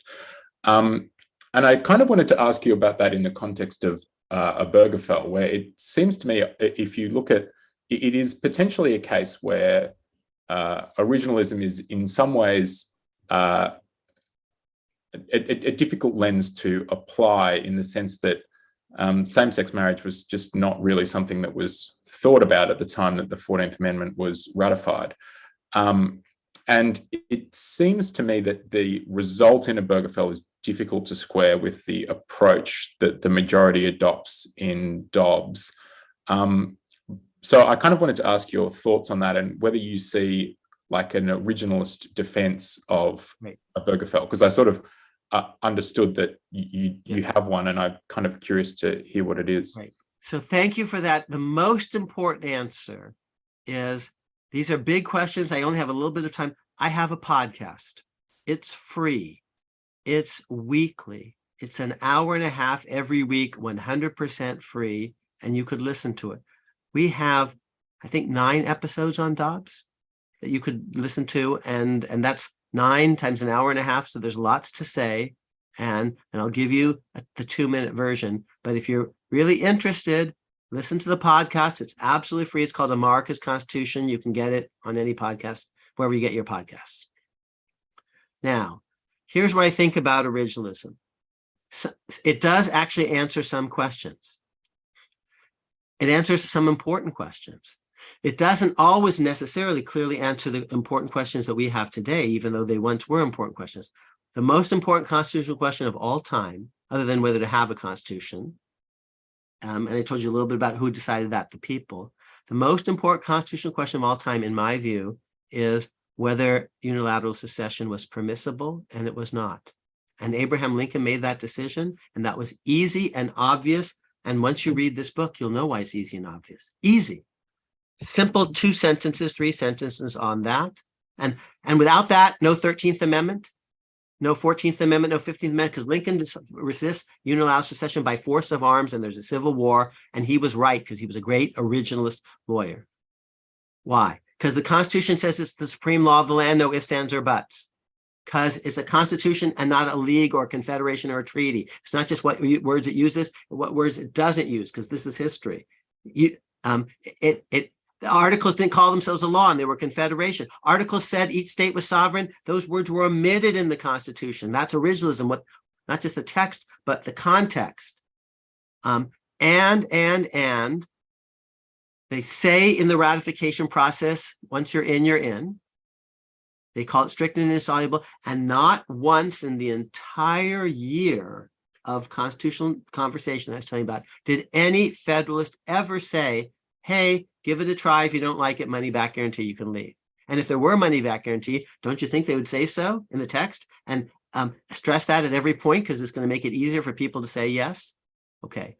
I could do a lot more, but I've just told you why. If anyone ever comes up to you and says secession, you say, show me one person who in the entire year, Federalist, said you could leave. They never did. Okay, because that's the easiest to prove. Show me, because if you could, why wouldn't they say so? But okay, originalism does actually have resolving power, and sometimes over really big issues like secession, not necessarily every issue that we have today. Okay, my own view of originalism is it answers some of the big questions. What's clearly in, what's clearly out, what this provision is all about, not all about. And after that, originalism actually can't answer the rest of the questions. You're going to need doctrine to fill in the gaps between what's clearly prohibited and what's clearly permitted. And unenumerated rights is not going to be perfect because actually they don't itemize all the rights and they say so. Okay, now let's take Obergefell. I think Obergefell is easy and obvious. Here's why. There is a principle. It's not no race equality, no race discrimination. They could have said that. They did not say that. The 15th Amendment says race, color, or previous condition of servitude. The word race doesn't appear in the 14th Amendment. You see, they could have said it and they didn't. Do they want to prohibit race discrimination? You betcha. At what level of generality? You see, but they meant more than that. But all laws make distinctions. They discriminate from a certain point of view. They make distinctions between people who commit murder and people who don't, between people who have rental income and dividend income, between people who make more than $200,000 or less than $200,000. All laws classify. So now we're going to need to figure out why some laws are particularly problematic, like the black codes, the race discrimination, because they clearly meant to prohibit the black codes. That's originalism. They had in mind something that was clearly impermissible. Laws in the South that basically kept blacks down and out, that gave benefits to whites but not blacks, that had punishments for blacks but not whites. Clearly, we know from originalism that was something they were trying to prohibit, but they didn't say race. They clearly meant race, but at some different level of generality. What level of generality? Enter Akhil Amar. It says, read the damn clause carefully. The first sentence says everyone born in the United States is a citizen of the United States. Okay, we're all born citizens. We're all born equal. We're all created equal. It's a birth equality idea. This is a very grand concept. It connects to the Declaration, created equal. It's a big Enlightenment idea that we're all born equal, created equal. What idea is it? Because people, aren't born opticians or optometrists, ophthalmologists. So Williamson versus Lee Optical, if you've taken a law class, is easy. Distinctions between murders and non-murders, those aren't birth-based. Between rental income and dividend income, that's not birth-based. But laws that treat people differently because of how they're born, we should be worried about those laws. So we should be skeptical of a law that treats someone worse because they were born black than born white. It captures the core case of race, but it captures more than that. People are born male or female. So 14th Amendment is ERA, or ERA plus the 19th Amendment. People are born in wedlock or out of wedlock, and you can't discriminate against people who are born out of wedlock, like Alexander Hamilton. I'm firstborn. Today's my brother's birthday. He was not firstborn, but the law shouldn't treat me better because I'm firstborn. No primogeniture and enta. I'm assuming from your manner of speaking that you may have spent some time in the British Commonwealth. Okay. Well, in Britain, there are people, I hate the whole system. They're born lords. They're born earls and marquesses and dukes and barons and all this bullshit. Hate it all. Okay. This great chain of being, you're born a king. Screw Charles. Okay.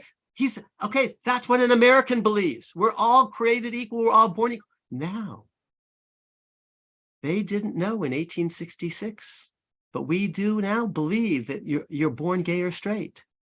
They were pre-Gaga. Okay. And now I can explain two things why they didn't actually immediately say same-sex marriage, because if straights can marry, so can gays, and why we clearly say that today, because we take their clear goddamn principle. It's clear if you actually know the text and the history. It's birth equality. That's what it is. And now we apply it to facts that they may not have known, but they're facts in our world. We believe that people are born this way. We do. Okay. Now you see why it's an easy case today and why they might have thought differently because they didn't understand a certain factual thing that we now do. We actually believe that people in general, not everyone, but many, many people, if you ask me, did I choose to be attracted basically to females and not to males? I would say, no, I did not choose that. And I don't think I'm superior to anyone else because that's just how I'm made. That's just, it feels, natural, as in netka, to be born, inborn, je suis né. So if my sexual orientation I feel is innate and inborn, that's how I feel. When I talk to my friends, many of them report that, thinking, well, if I think that, lots of my friends think that, if other people. So if we're born this way, if you're born straight and you can marry, if you're born gay, you should be allowed to marry. That's Obergefell. Dobbs has nothing to do with it because Dobbs is not an equality case. It's a substantive due process case where we count. If we were counting states, by the way, at the time of Obergefell, perhaps not enough states, but today, almost all the states, Congress just passed a law. Every day, here's what happens, because people don't all agree. The people who don't get it are dying, and the people who do get it, like the people, in We the People, are coming of age. Every day, more people believe in same-sex marriage because the old people die and the young people get it. So even if Obergefell were only based on substantive due process, maybe it was too early, but now, there's a pretty broad consensus among the states. But it wasn't actually best justified, in my view, as a substantive due process case, but as a pure, straight-up birth equality idea. People are born black or white, and the government should treat them, well either way, in wedlock or out of wedlock, Jew or Gentile, gay or straight, firstborn or fifthborn. I said in wedlock and out of wedlock. So that's the idea, male or female. The birth equality idea, it's a great idea. It's explained in some detail in America's Constitution and biography. And now you see why I want you to read the book. You don't have to agree with me, but say, oh, Amar, at least he has an idea. He's going to tell me, what's clearly in race and sex and illegitimacy, and what's not at all about, which is treating renters, rental income differently than dividend income. Yeah, you can do all of that because that's not what the 14th Amendment was designed to prohibit, is all sorts of distinctions in law between first-degree murder and second-degree murder, between murder and rape, between rape and arson, between felonies and misdemeanors. Our entire life is filled with rules that are perfectly okay, but when rules treat people differently because of how they were born, that's violating an Enlightenment idea that you should be judged by what you do, not who you are. That's a deep American idea. In Britain today, they still ask who your people are, who you are. But in America, we don't ask that. We say, what do you do? And that's why I'm an American, you see. Thank you. Did I make an incorrect assumption, or have you spent some time in the Commonwealth? Yeah, I'm Australian, so in the Commonwealth. Okay, but you guys have actually declared your independence from Britain in some exciting ways. Good for you all. I like that. Not as feudal as Britain, thankfully. Not at all.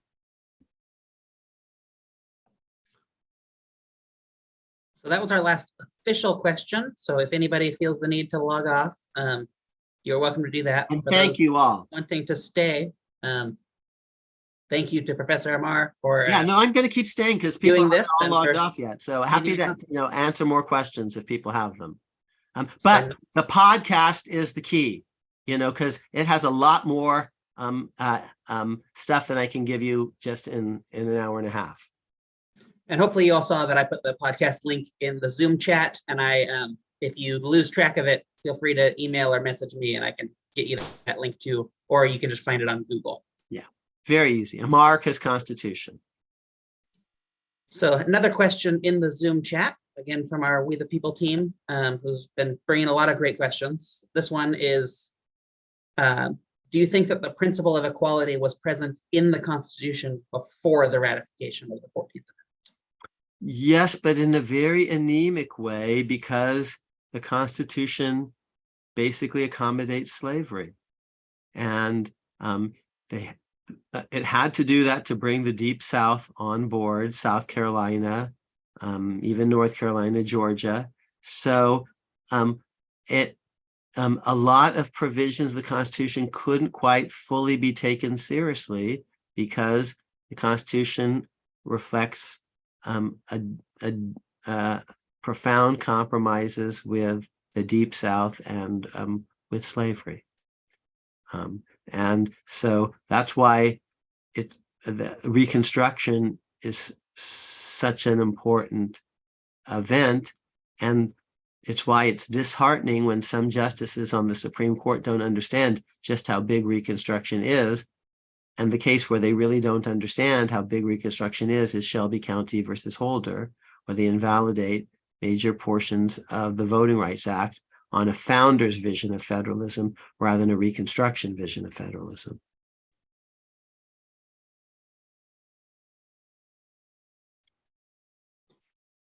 I'm going to ask another question of my own, which is, Professor Amar, I know that your view of incorporation is that the 14th Amendment Privileges or Immunities Clause incorporates the Bill of Rights, but does so in a way such that they may not have identical meanings to what they have in 1791, particularly the Second Amendment. Beautifully Would put. you say that Very nicely stated, because we don't want to lose everyone with refined incorporation. So that was a very, very nice statement of the idea. The 14th Amendment in general makes applicable against states, that is, incorporates most of the core rights in what we call the Bill of Rights, Amendments 1 through 8, speech, press, petition, assembly, free exercise, and so on, but sometimes in a subtly different way than what these rights were originally understood to mean vis-a-vis the federal government in 1789-91. That's it. Yes, that's my view. So given that view, is it possible that a right as incorporated against the states could mean less, or in certain cases not apply, even where the federal version of the right does apply? One interesting question is whether we should have different rules for states and the feds, or whether we should feed back, even vis-a-vis the feds, feed back the 1868 understanding and rather than the 1791 understanding, whether that 1868 understanding is more or less, because they're amending the Bill of Rights, so to speak, when they're applying them against the states, and they might have said the rules are basically the same as against both governments, but now since we're amending, we should look at so let me give you an illustration of an earlier example of this phenomenon. Magna Carta says law of the land and judgment of peers. Americans think Magna Carta means jury trial. That's what judgment of peers. Magna Carta doesn't really mean jury trial. Jury trials are just being phased in. There's still trials by battle and ordeal at the time of Magna Carta. The Pope is only right then basically saying you got to get rid of trials by ordeal. Judgment of peers means of the lords, the peers, the House of Peers, the House of Lords. And this is just about barons on a battlefield meeting, with bad King John Lackland, and not so. Okay, but when Americans say due process or judgment, they think it means Magna Carta, which they also think it means jury trial.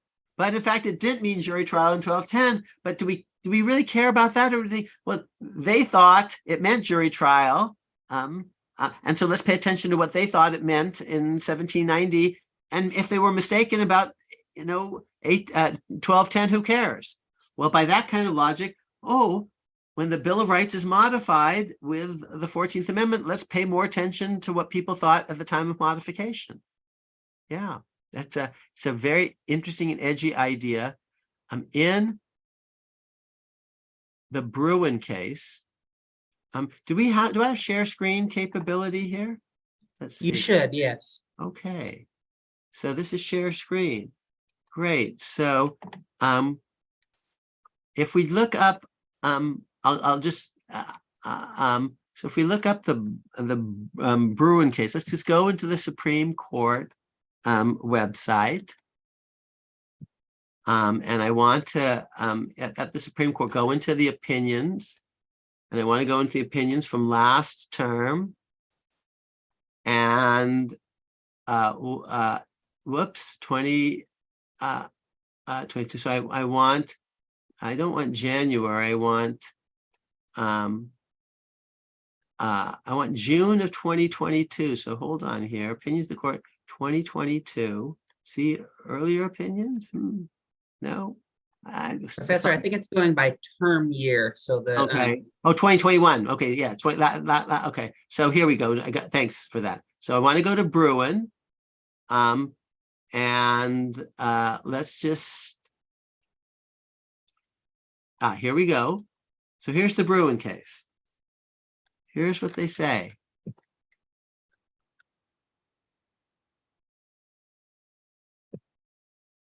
We acknowledge there's an ongoing scholarly debate about whether courts should primarily rely on the prevailing understanding of visual right when the 14th Amendment was ratified in 1868, when defining its scope, as well as the scope of the right against the federal government, see Amar and Kurt Lash. Okay. So, and here's what Kurt says. When the people adopted the 14th Amendment into existence, they re-adopted the original Bill of Rights and did so in a manner that invested these original 1791 texts with new 1868 meanings. So the court is saying, there are these scholars who think that. What do they go on to say? We today don't need to address this because we think for the issue at hand, it's pretty much the same whichever place you look. But now you see, the Supreme Court is asking this pretty much Josiah's question. So it's a good question. Maybe he's only a second-year law student. I know I was joking about second-year law students just a minute ago. But, the Supreme Court is saying, gee, this is an interesting issue. We don't need to decide it today, but going forward, we will. And, let me just go back to share screen one more time here. And the one other person who talks about this, let's look at Amy Coney Barrett. She writes a 2-paragraph concurrence. And here's what she says. Barrett, concurring. I join the court's opinion in full. I write separately to highlight 2 methodological points. Okay, there's one point, okay. Second, the court avoids a debate about whether we rely primarily on 1868 or 1791. She says, this is a very interesting question. We don't need to decide it today. Okay.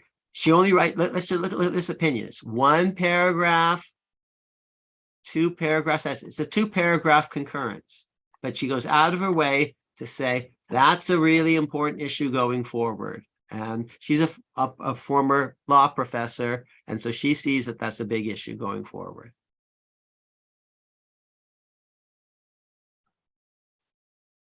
Another question in the Zoom chat from Michelle. Is there anything you think the Constitution itself currently gets wrong? If you could amend the Constitution, what would you change? So in the last chapter of my book, America's Unwritten Constitution, chapter 12, I talk about the Constitution still to be written. Unwritten Constitution can mean lots of things. It can mean, for example, what are the rules of interpretation? They're not written. It can mean, how do we think about unenumerated rights, which we've been talking about?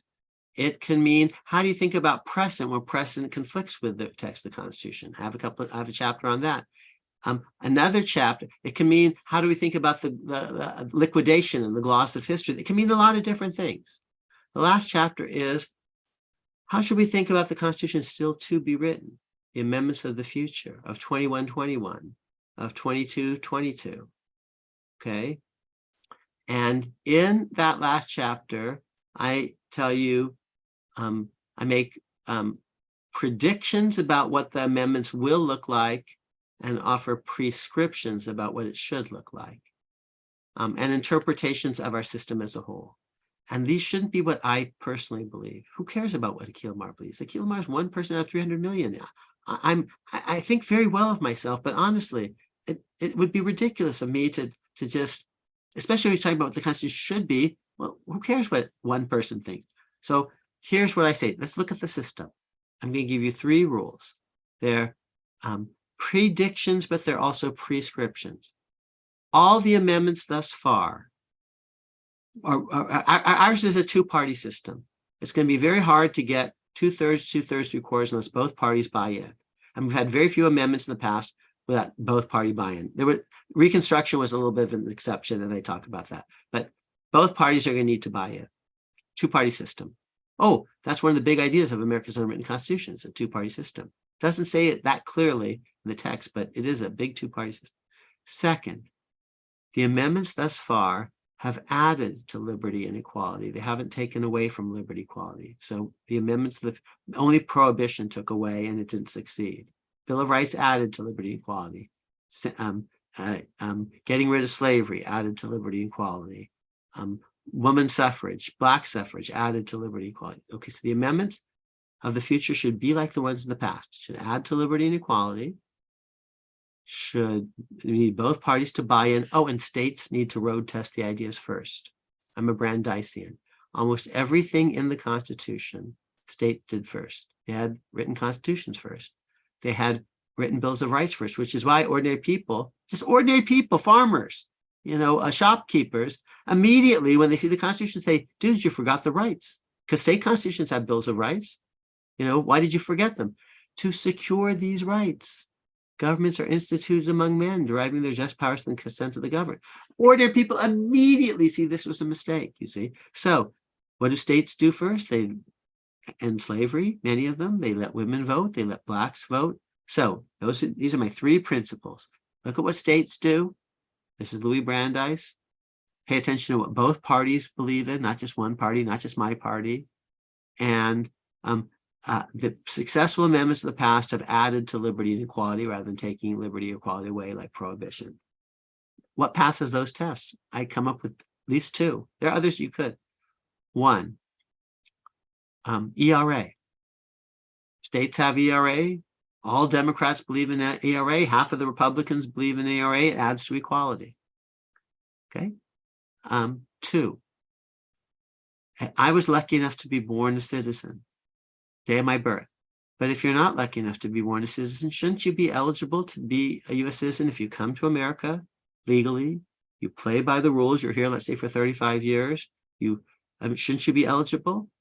Because I think states do it. State governors, you see, are naturalized citizens. Arnold Schwarzenegger, because governors are little mini presidents. In California, Jennifer Granholm in Michigan. This adds to equality. I think both parties will be in favor of it. I actually testified in support of a constitutional amendment of just the sort that I just said, that naturalized citizens should be eligible. It was actually sponsored by a Republican, by, in fact, the longest serving Republican senator in the history of the U.S. Republic. He was in favor of it. God bless him, the late, great Orrin Hatch. And he asked me to testify in favor of it. Here's what I actually predict. The Republicans at some point are going to need to come up with their version of the DREAM Act. The Democrats at some point are going to have to be serious about border enforcement, which they're not. I'm a Democrat, but they're not. The grand compromise is going to be, we have to have rules and enforce them. We should probably have more legal immigration of people that we want to have in. We should have some sort of program for the people who are already here. Democrats are going to say path to citizenship. Republicans are going to say just path to equality. If you didn't come here legally, you shouldn't be citizen unless you go to the back of the line, but your status should at least be made legal so you're not in the shadows. Here's what the Republicans will also say. We're not sure about a really expansive DREAM Act. Here's our DREAM Act. Orrin Hatch's amendment. You come to America legally, you played by the rules, you contribute to America. In 30 years, you should be eligible to be president. So those are my answers about what the amendments of the future might look like and will look like and should look like.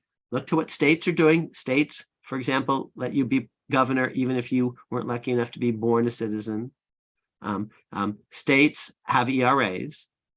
Add to liberty and equality. ERA adds to equality, so it would making people who weren't lucky enough to be born eligible. And both parties have to have a buy-in. I can imagine buy-in from both parties for those things, you see. So I'm not Erwin Chemerinsky. I'm not telling you what I personally love.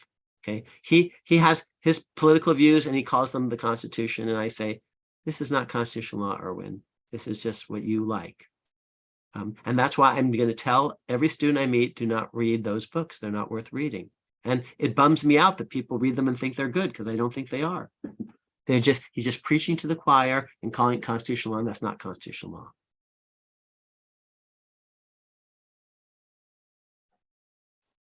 Heis? Thank you, Professor Amar, for speaking with us. So I'm a 1L, and in our class, we only briefly discussed the Establishment Clause and the Kennedy case. And it's not been very helpful. It's still a lot of confusion. So my questions are, one, how do you interpret the Establishment Clause? And two, I learned that Justice Thomas doesn't think that the Establishment Clause is incorporated against the states, because it's not an actual right, but more of a restriction on government. So I was wondering, what do you think about that? That's a great question. I'm sorry you've been a little disappointed in your first year classes. First year class is a hard class to teach. I've taught it, and many of my students have been very disappointed, I'm sure. So I feel for your professor, but it's hard. I didn't like my first year common law class, and I do constitutional law now. So don't give up. First, on Kennedy, we've got 2 podcast episodes on it. So go and listen to the podcast episodes. Basically, I think the key idea for me is not separation, but equality. Government shouldn't be treating some people better than others for religious reasons. I do not believe in organized prayer in the schools, because we're going to have to pick a prayer. Whose prayer are we going to pick? And if it's led by the teacher, that's not going to be fair to people who have a different prayer. So we can't have organized prayer in the schools. And the court in Kennedy, I don't think, is proposing to go back to that. What were the key facts in that case? One, it's a silent prayer. So no one's being forced to agree to anything. So that's a very important fact of the case, that because if it were out loud prayer, you might say people are kind of being forced to agree to things that they don't believe in or anything like that. Here's another key fact of the case. People from the other team wanted to listen in. So maybe there's not very much coercion. I'm worried about people being coerced into having to basically pretend that they agree with certain religious propositions that they don't. So with organized prayer in the schools, yeah, you can walk away, but then you're outing yourself. You're telling everyone that you're different. That doesn't seem right or fair to me. But here, I like moments of silence, because no one knows what you're thinking in that moment of silence. So one person can be praying to Jesus, another person can be praying to Allah, another person can be thinking about baseball, someone else can be thinking deeply heretical thoughts and thinking, I'm getting away, with thinking heretical thoughts in this minute of silence. So for me, the key fact of Kennedy was that it was not, it was a silent prayer, in fact. Okay. Now you asked about Justice Thomas's view. Justice Thomas cites Akhil Amar in the first half of this book for the proposition that the Establishment Clause is really kind of more of a federalism provision. And if it's like a federalism 10th Amendment, it doesn't apply against states. And I'm grateful that he's read my work. The thing is, in the second half of this book, I actually say things are a little bit different in the 1860s. And so even if it began as a pure federalism provision, it begins to change its shape in the 1860s. But forget establishment and forget incorporation. Suppose we didn't have incorporation at all. Here's the big idea. Suppose we didn't have the Establishment Clause. Here's what the Free Exercise Clause would tell us. What's the key idea? Not separation quite, but equality. We should treat people equally. Now you see how I brought it up, whether they're black or white, whether they're male or female, whether they're born gay or straight, whether they're born Jew or Gentile, whether they're born in wedlock or out of wedlock. The religious equality idea can be seen as somewhat connected to birth equality.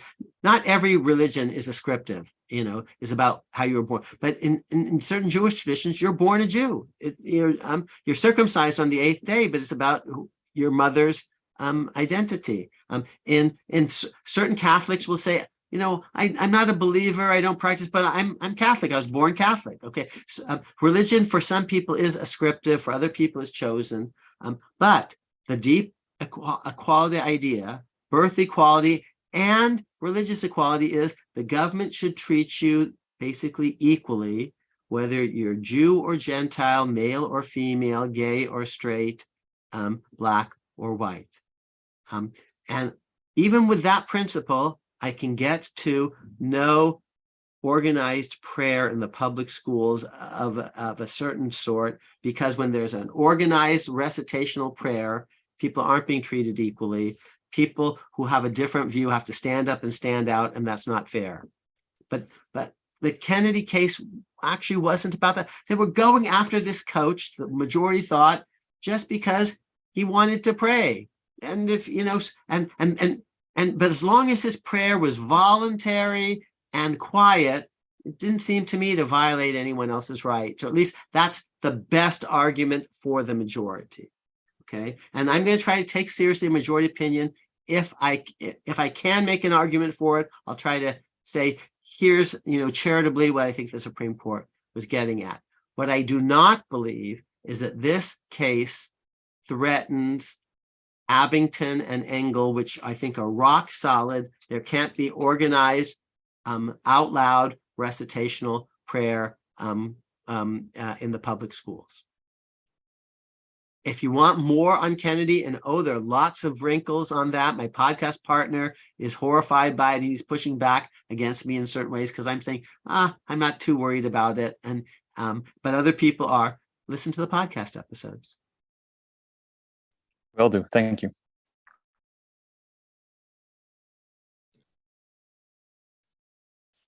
Professor, you addressed some amendments that you think would be good, and that how you would analyze, test what makes a good amendment. I know you also have a couple proposals that some people would see as workarounds for not being able to pass an amendment, the National Popular Vote Interstate Compact and your Supreme Court term limits proposal. So I'm wondering, if you would support amendments to accomplish the same thing, and how you would analyze them under that framework you described. Yeah, the National Popular Vote Interstate Compact has a lot of problems. I came up with it, but it has a lot of problems. And I'm not sure it actually would work as a workaround. And no one's ever called me up to ask me, what I think of it today. But if they actually asked me, I'd say, I actually came up with it in my own head. Robert Bennett came up with a different version about the same time. This was like an Archimedes moment. I'm sitting in the bathtub and this idea hits me, and I just, write it up on the internet, having not thinking anyone's going to pay any attention to it. Just like, here's an interesting little idea, a little blog post in effect. But as a workaround, it does have some problems because, for example, suppose the national popular vote is really close. And so we want to recount, but some states don't want to do recounts, and it wasn't close in that state, and they weren't part of the National Popular Vote Interstate Compact. How is that going to work? So it's going to raise some complexities. The big idea is equality. I believe in equality, but suppose we don't have total uniformity of who can vote. Texas says, we figured out that because of the national popular vote, the more Texans vote, the more clout we're going to have. So we're going to let 17-year-olds vote. More Texans will loom larger in the national popular vote. See, right now, it doesn't matter if a few Texans vote or a lot, but in this world, they say, and I say, that's great. 17-year-olds, okay. California says, we're going to let 16-year-olds vote. And Arkansas says, we're going to let dogs vote. So you're going to need a lot of oversight to make this thing actually work. So truthfully, as a workaround, there's some complexities here. I say honestly, because I'm going to try to always give you the strong argument on the other side, as well as the argument on my side, so that my fellow citizens, you can decide. 18 years for the Supreme Court, I actually don't think has as many problems as a workaround. You're a justice for life in Amar's world. You have a salary for life. You have a title for life. But after 18 years, we kind of change your job description in certain ways. I have 3 podcast episodes on this topic, and I gave a speech at Cato that's on YouTube that you could listen to, where I kind of explain how, in effect, all I'm saying is, and you agree to all this before you're even on the court. In effect, you're agreeing to step down partially after 18 years, the way Breyer agreed to step down before KBJ was even confirmed. You're agreeing in advance, you're going to be on the front bench for 18 years, and after that, you're going to rotate and do different things, certiorari, administrative things, ceremonial things, circuit riding. You're a justice, you're available to pinch hit if the court is short-staffed, but you're going to have a different set of job responsibilities, a different duty roster. I think there are 18 at least different reasons why that's a good idea. I counted to 18 because right now they're too old. They're Dianne Feinsteins, and that you're creating incentives to pick them too young so that you can have someone on the bench for 50 years in an arms race. And they time their retirement sometimes in political ways, and that's, not very good. In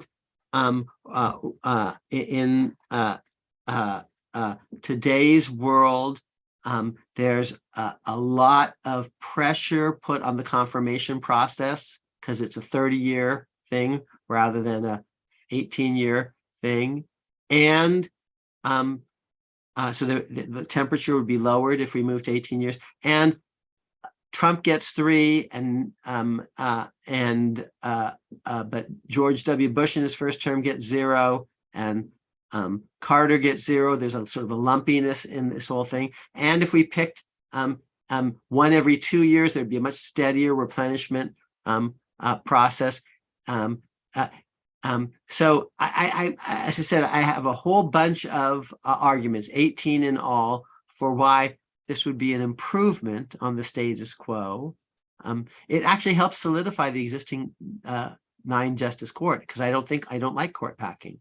Okay, and 9 and 18 fit together in a certain mathematical way that helps lock in 18. But I don't think I need an amendment for that, and I don't really see yet any big problems with the workaround.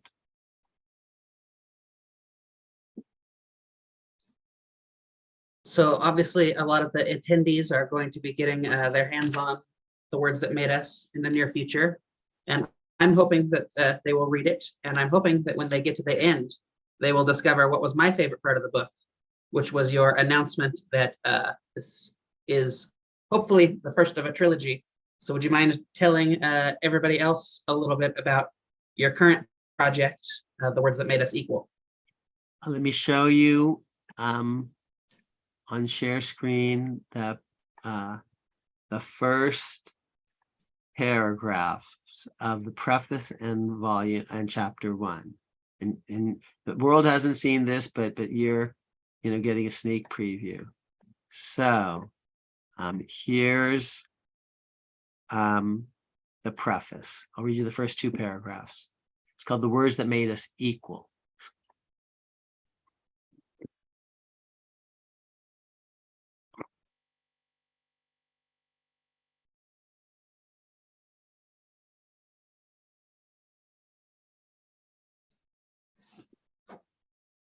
Okay, so here's how it begins.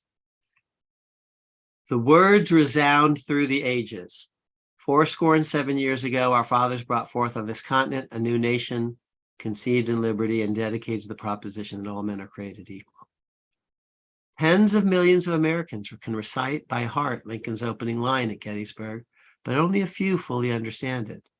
This sentence sits at the center of this book, which spans 80 years, 1840 to 1920. The book first takes the reader on the road to Gettysburg through a series of episodes presaging Lincoln's pronouncement, and then escorts the reader on the road from Gettysburg, lined by a series of transformative constitutional amendments and other constitutional developments inspired by Lincoln's vision. And I'll actually read just a little bit more from this, just because it's what connected to what we talked about today. Let's begin by parsing Lincoln's opening sentence to discern what he has remained in plain sight all along, it still eludes. 77 years ago, Lincoln invited, these words invite Lincoln audience to look far back in time, beyond the lived experiences and childhood memories of most listeners. Lincoln did not begin in the moment, November 1863. Only in his second sentence did he say, now we are engaged. Rather began with history, as might a modern day constitutional originalist. But then I say, oh, today's originalist, though, began in this magical year that I talked about, 1787, 88. Yet this was not the year that Lincoln invoked. Oh, so why is he picking a different year? Okay, so the book is all about, getting to and from Gettysburg, how America becomes actually much more equal. But let me show you actually just one more passage. Here it is. Good, Michelle is still here. It's important that Michelle is here because I'm writing this in part for women, and I hope she likes the first paragraph or two. So I start in a certain way. On Thursday, April 30th, 1840, quote, without the slightest preparation for a wedding or a voyage, unquote, 24-year-old Elizabeth Cady Stanton determined to take the fateful step. That's a quote from her. The next day, she and Henry Brewster Stanton, 10 years her senior, eloped. The officiating clergyman in upstate New York fretted about performing the marriage on a Friday, considered back then an unlucky day for a wedding. Looking back upon the event decades later, Elizabeth laughed. She and Henry, quote, had lived together without more than the usual matrimonial friction for nearly half a century, had together produced 7 children, all but one of whom are still living. In the spring of 1840, Elizabeth did not want to wait until Saturday. Henry needed to set sail for London soon, and she wanted to join him, then and forever. Elizabeth also insisted on something else. The minister had to omit the traditional word obey in the vows. I obstinately refused to obey one with whom I supposed I was entering into an equal relation. The newlyweds would spend much of their honeymoon in one of the great cities of the world. Romance and politics would intermingle in London, as they had back in rural New York, when Elizabeth and Henry's wedding choices made a political statement against delay, against superstition, against tradition, against gender hierarchy, and for sex equality. Henry, a prominent abolitionist orator and writer, was one of several hundred delegates bound for the first World Anti-Slavery Convention, where activists from across the globe would gather in London's majestic Freemasons Hall to describe how to end human bondage everywhere. So the book begins with Elizabeth Cady Stanton's sort of elopement and honeymoon, and they go to this great London convention about how to end slavery. And then on the first day, all the men exclude the women. and she says, damn it, we're going to have our own convention just of women. And that's what will become Seneca Falls. So that's how I begin. It's about Blacks, about women, about some tensions, about how to think about equality. Michelle, you have to tell me whether you like it or hate it. Would you keep reading if with that intro? No, it sounds really interesting. That sounds like a really interesting intro. It definitely sounds fascinating. Okay, because the problem with the last book is a lot of dead white males. That's true. I didn't make that up, but this book, it's about Elizabeth Cady Stanton and Lucretia Mott and Frederick Douglass and all sorts of folks. So, and I get them in Act 1, Scene 1 in a big way. Equality, racial equality, sex equality. Start with the world's first anti-slavery convention in 1840 and end with women getting the vote everywhere. Here's what I say, although just show you one final thing, share a screen. Okay, so this is back to the preface of the book. Hold on here, back to the preface.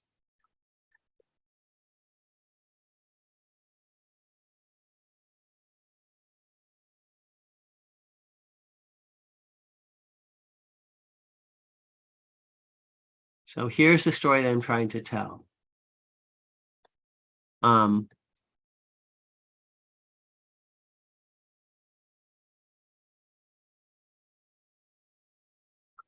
Alongside the tail, these 7 amendments, which include, ending slavery, the 13th, black civil rights, the 14th, black voting rights, the 15th, women's suffrage, the 19th. Alongside the tail of these 7 amendments, this book tells an even broader story. So actually, here's what I say. Much of the book tells the detailed story of these 4 glorious equality amendments, both how they happened and what they meant. 13, 14, 15, 19. Excuse me. Alongside the tale of these 7 amendments, this book tells an even broader story of constitutional conversation, courage, and creativity in an 80-year era that began with millions of blacks still groaning in chains and ended with millions of women finally winning the vote. In these fateful years, Americans of all sorts, women and men, blacks and whites, highborn and lowborn, northerners and southerners, easterners and westerners, public servants and private persons, fought and argued about constitutional law in ways that ultimately transformed the nation and the world. So that's what I'm hoping will suck people in and want to read the book, read a story that begins with blacks groaning in chains and ends with women winning the vote. And of course, those 2 categories are not mutually exclusive. There are black women. I'm going to tell their story too, of course, in what they call intersectional analysis. So that's the new book. So you approve? Because if you don't, I got to change it because it's still changeable. But it's going to be narrative. It's a history. It's going to tell the story of people, the words that made us equal. That's the story that I was talking to Ned about, birth equality, and it's going to actually commit the nation, even if it doesn't understand it, to Obergefell. Because if we're born equal and people are born gray or born straight and we're born equal, if straights can marry, gays should be able to marry. That's Obergefell, and that's easy. And you say, well, why didn't they say it then? Because they didn't know that people were born gay or straight. That's something that's a more modern understanding of the world. So I can also explain why they didn't do it then, but we should do it today, applying their principle to the world as we understand it today. The facts that we now understand that maybe they didn't. And can I prove to you that you're born gay or straight? No, I can't. I can just say, that's how it feels to me. It feels to me as if I was born this way. It honestly does. And each of you, I'm not going to ask for a show of hands, but does it feel to you as if you were born with a certain, sexual tendency, orientation? Because honestly, that's how it feels to me. It doesn't feel that I chose this at age 15.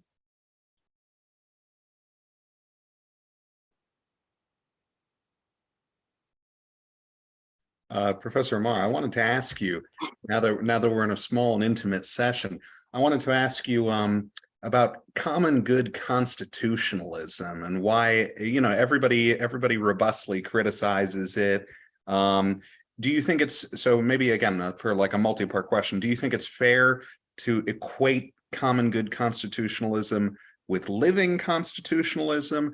And separately, do you think, originalism is better? And why is common good constitutionalism deeply flawed? I like Adrian a lot. He's a friend of mine. When I went to Harvard, his office was just a few doors down from me, and I really liked him then. I like him now. I think he's really smart, but it's a bullshit project. Who the fuck cares what he thinks? He's one person out of 300 million. And if he wants to amend the damn Constitution, he's got to get a lot of us to agree. And if he doesn't want to do that, then what is he doing? I don't care what he thinks. Okay. If he tells me what the Constitution says, fine, people died for it. I told you why originalism. If you listen to me, you know the answer. I already answered that question when I told you, here's originalism, okay, because we agreed to something and it's hard to do. And if we want to change it, we have to amend it. So I like Adrian. It's just not a serious project. It's just, what he happens to think is just his version of a certain kind of reactionary conservatism, flavor du jour. That's not law. I'm the same thing I say to him is what I said to Irwin. And so, and I don't think it's actually, he's done the work. And I know what it is to do the work, because doing the work is hard, and it ends up with a book like this that has lots and lots and lots of facts. When you get asked a question about Jefferson, about Marbury and presidents not following court orders, they know he didn't defy a court order. He's allowed to pardon people because he has a broader view of a constitutional right. But that's because I understand what the rules are in the game. I don't know what kind of good constitutionalism is, except Adrian has decided he's into Aristotle and Aquinas. Well, bully for him, good for him. But what's the relationship between that and the Constitution, which has to be for all of us? I happen to be a Christian, but not everyone is. Okay, maybe they don't actually, they don't believe in Aquinas, or Anselm, or Augustine, and it's their Constitution too. And they're Buddhists and Hindus and Muslims and atheists. And he says, oh, it's not just Catholic theology, it's natural law. I said, well, good luck with that. Tell me what that means and what's the relationship between that, what the Constitution actually says. Constitutional law is not coming up with some cute little label on something, common good constitution, living constitution. That's not what it is. It's because it has to be law for all of us.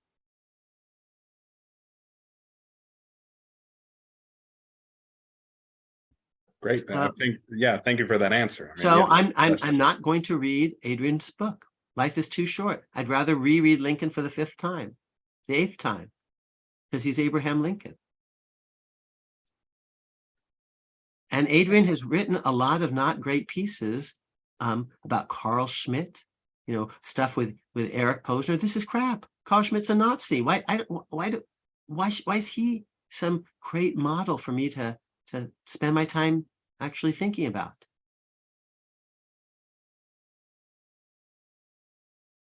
Does the Supreme Court take Adrian Vermeule seriously? Look at their citation practice. Not so much, truth be told, especially not recently. Maybe like one thing that he did a long time ago. I think one citation in the last 10 years. We could look it up. You could look it up right now. Well, let's do it together. Okay, we're gonna do share screen. I told you all the rules, the answers, because I'm gonna, okay, so we're gonna look at this, and we're gonna look at Vermeule. I'm just gonna do Vermeule, and we're gonna look at cases. And we're going to look at the Supreme Court. Okay, remember, I'm 45 and 12 is the whole bunch aren't going to be counted. Okay, so there's one citation to Posner and Vermeule from a long time ago. That was this year in the West Virginia versus EPA case. Co-authored piece with Cass Sunstein. Okay. Then, actually, he's doing pretty well. Veil of Ignorance. Oh, he's doing much better than saving, but none of this is this common good. This is something he did in 1997. This is something that he did 20 years ago. This is something that he co-authored that's more about Sunstein. Okay, so, but then, 2012, that's not bad. 2011. So I take it back. The Supreme Court does cite him from time to time. 2008, 2005. Okay, so I take it back. He has been cited by the Supreme Court. Let's see, 10 times. That's a fair amount, actually, in the last. So in the last 11 times in the last 30 years. He's been teaching for 25 years. He's been teaching for 25, 30 years. That's actually pretty darn good, truth be told. So not bad. So the Supreme Court does take him seriously. Now, I'm going to ask you a different question. Did any liberals cite him? I don't know about that. I could go back and look, because remember, I gave you 3 tests. Are you cited across the board? Are you cited by the Supreme Court? Are you cited by scholars? But I liked Adrian's work before. I don't like the new stuff. I think he's gone off the deep end.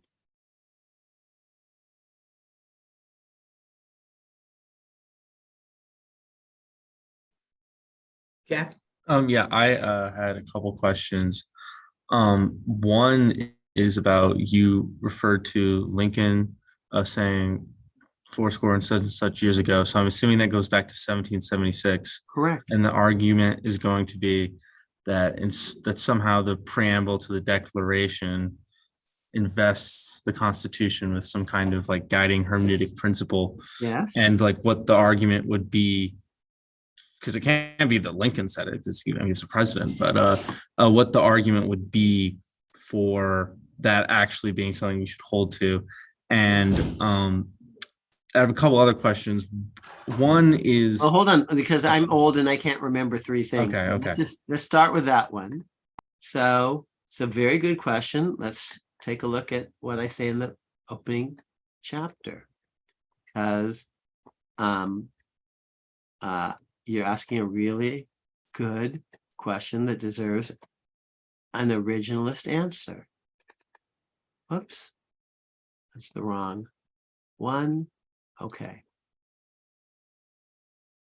So here's what Lincoln said. Here's what I say about Lincoln.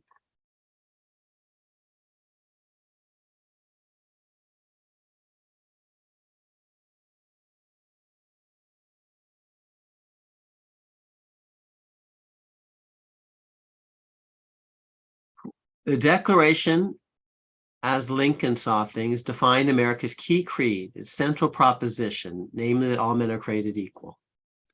Lincoln's opening sentence at Gettysburg thus placed the words of the Declaration at the core of America's constitutional conversation, prior to the words ratified by the people in 1788 and the words added thereafter in the Bill of Rights. Lincoln saw the Philadelphia Declaration as antecedent to the Philadelphia Constitution and the Bill of Rights, not merely chronologically, but analytically, casting strong light on the basic spirit and purpose, the driving impulse of these later texts. So that was Lincoln's view, that this is going to tell us what the Constitution is all about. Okay. What exactly did all men are created equal mean in 1863? What did it mean to Lincoln? What did it mean to others? Did it mean the same thing that it meant in 1776? Did it mean, the same thing? How would later Americans think about that? And then I say, okay, did it mean women?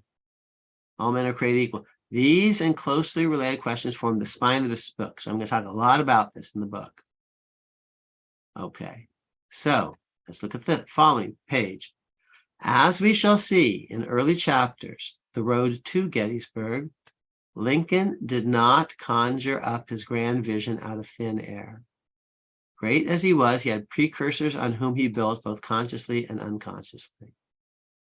Okay, and here's what I then say. I say, look, we're going to make a mistake if we think it's all about Thomas Jefferson, because actually it wasn't. In the run-up to July 4, 1776, Pennsylvania's Benjamin Franklin and Massachusetts' John Adams were also essential members of the Declaration's 5-man drafting committee. Led by these two Northern fathers and by other Northern visionaries acting entirely independent of Jefferson, anti-slavery and egalitarian reformers across much of the continent repeatedly harmonized with the Declaration's all men are created equal clause, and did so from the earliest days of the new nation's existence, especially while crafting abolitionist state constitutions of various sorts. Some of these harmonizing texts expressly affirm that all men were created equal. Others proclaim that all men were born equal, or by nature equal, or were naturally equal, from the French naître, to be born. Okay, so this is going to lead to the first sentence of the 14th Amendment, you see, which it talked about this birth equality idea.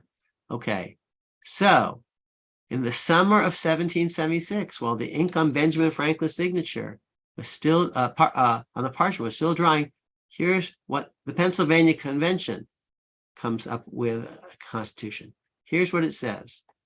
All men are born equally free and independent and entitled to certain natural, inherent, and inalienable rights, including life, property, happiness, and safety. And then the people in Pennsylvania immediately use that to abolish slavery. Here's what John Adams drafts for Massachusetts. Their Constitution of 1780. All men are born free and equal, with natural and unalienable rights, and they immediately get rid of slavery. Over the years, this pair of Franklin and Adams inspired, led abolition constitutions became the texts of free soil constitutionalism across America's northern tier.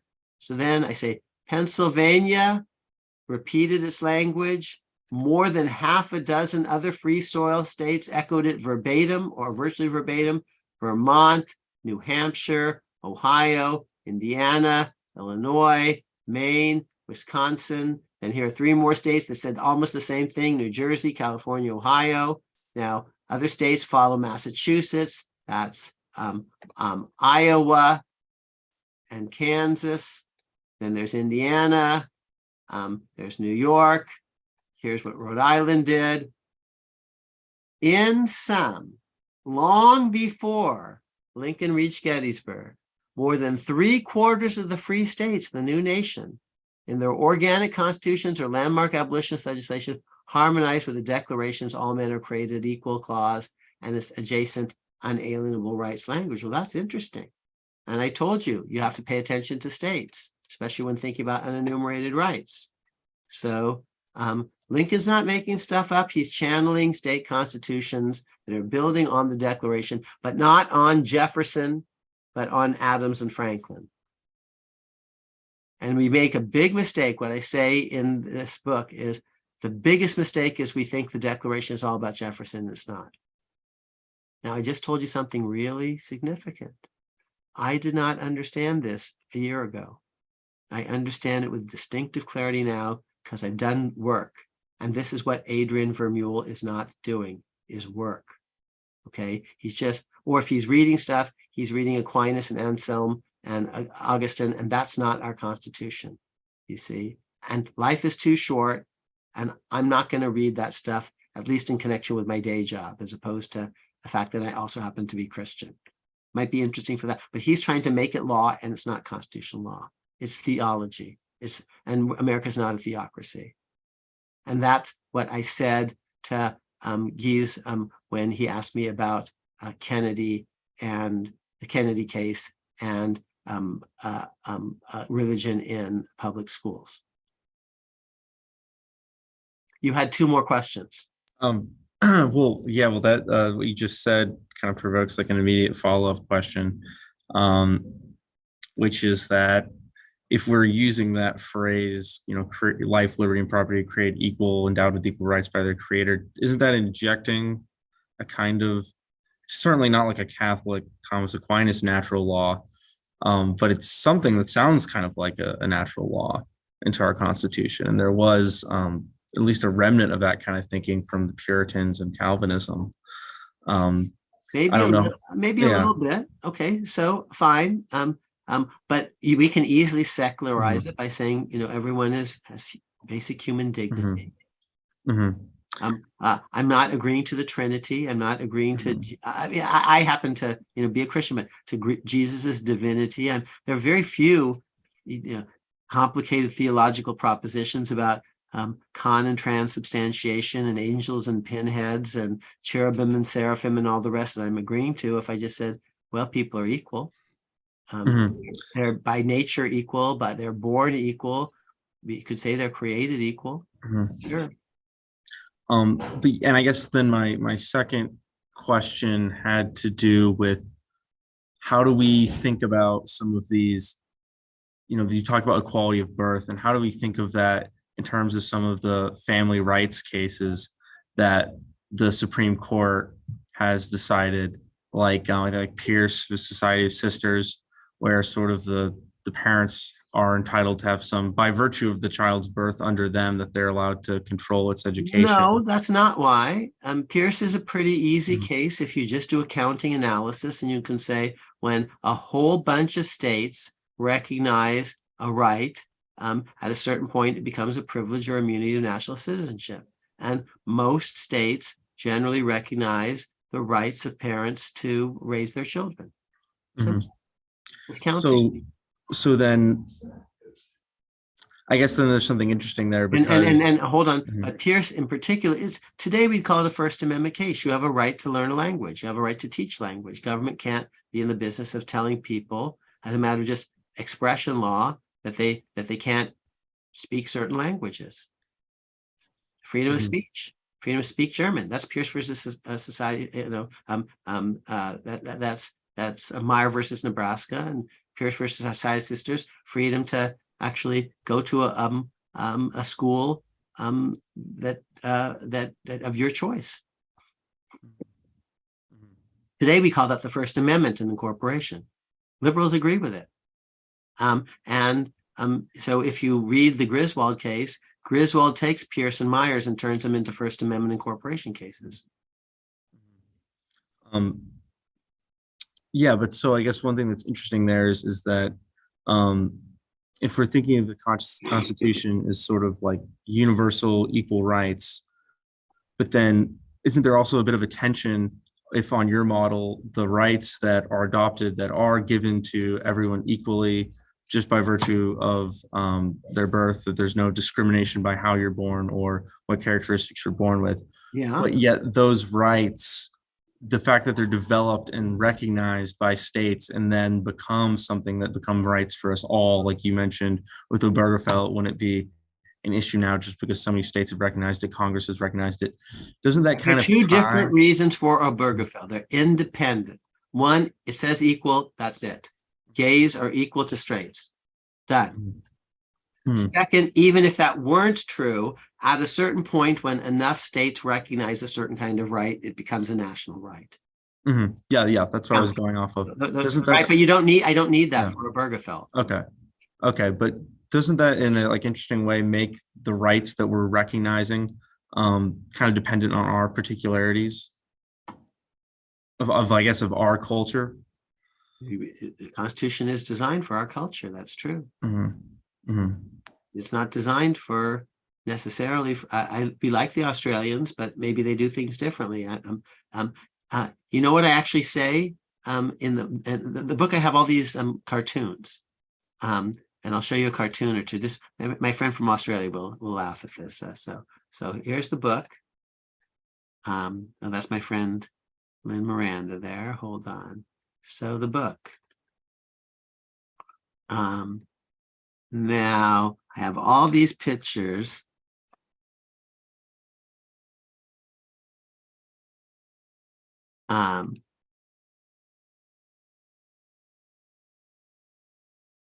Of all these cartoons about snakes, because America we talk to each other. We developed the political cartoon because it's an amazing democratic instrument. So I have all these snake pictures, you see, and I explain, the significance. These are constitutional arguments that are being made. Now, here's what I tell the reader at the end of the book. Okay. I think the guy's a genius with these snake pictures. I confess, I personally don't much like snakes. In fact, they terrify me. So I'd have some problems perhaps in Australia because it turns out there are a lot of snakes in Australia. Okay. It's a different culture. They do things somewhat differently down there. I don't know about this Vegemite stuff, and so, okay, yes, the American Constitution is a product of American culture and designed for Americans. Yes.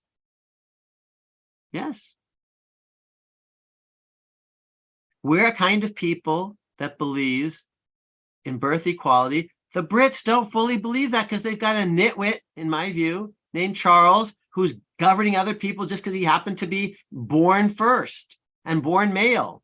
This is ridiculous. Okay, to an American. Our Constitution is the product of, yes, these are not just pure abstract Platonic rules. And that's why Adrian, your common good constitutionalism is not an American project. It's a theological project. It's a Christian project. It's, a Christendom project, but it's not an American project, which is about people who may or may not be Christian. Yeah, and so part of the reason I asked this is with Obergefell, and tell me if you would. You keep asking about Obergefell, and I'm saying, dude, It's so fucking easy. We're born gay or straight. We're Mhm. born equal. Mhm. If straights can marry, gays are married. Done. Move Mhm. along. Mhm.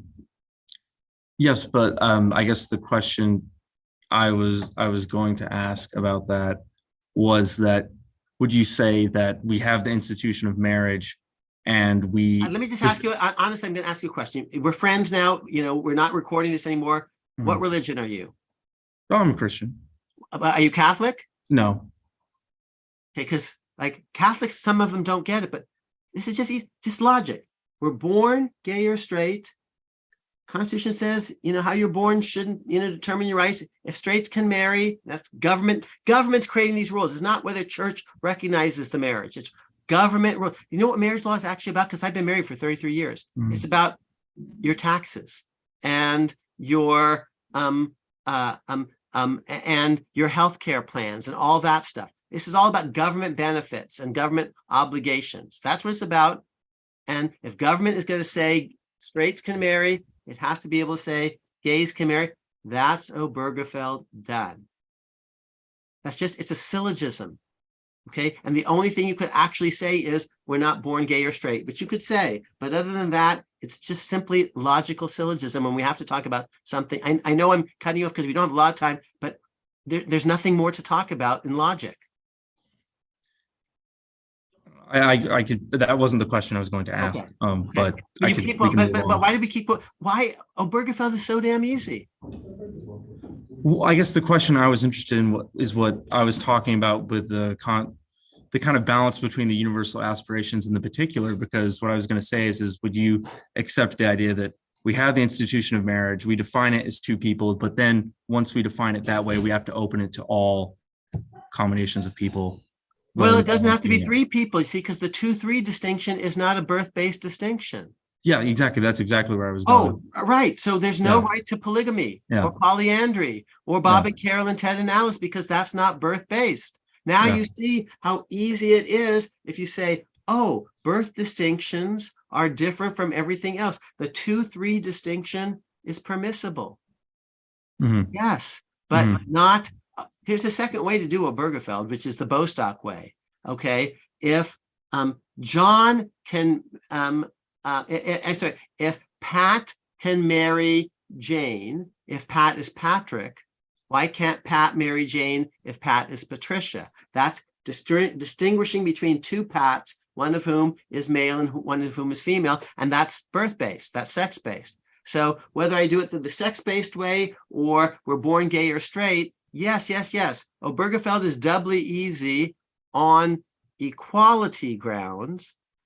In addition, today we could do accounting, and that's where we're moving toward, overwhelmingly.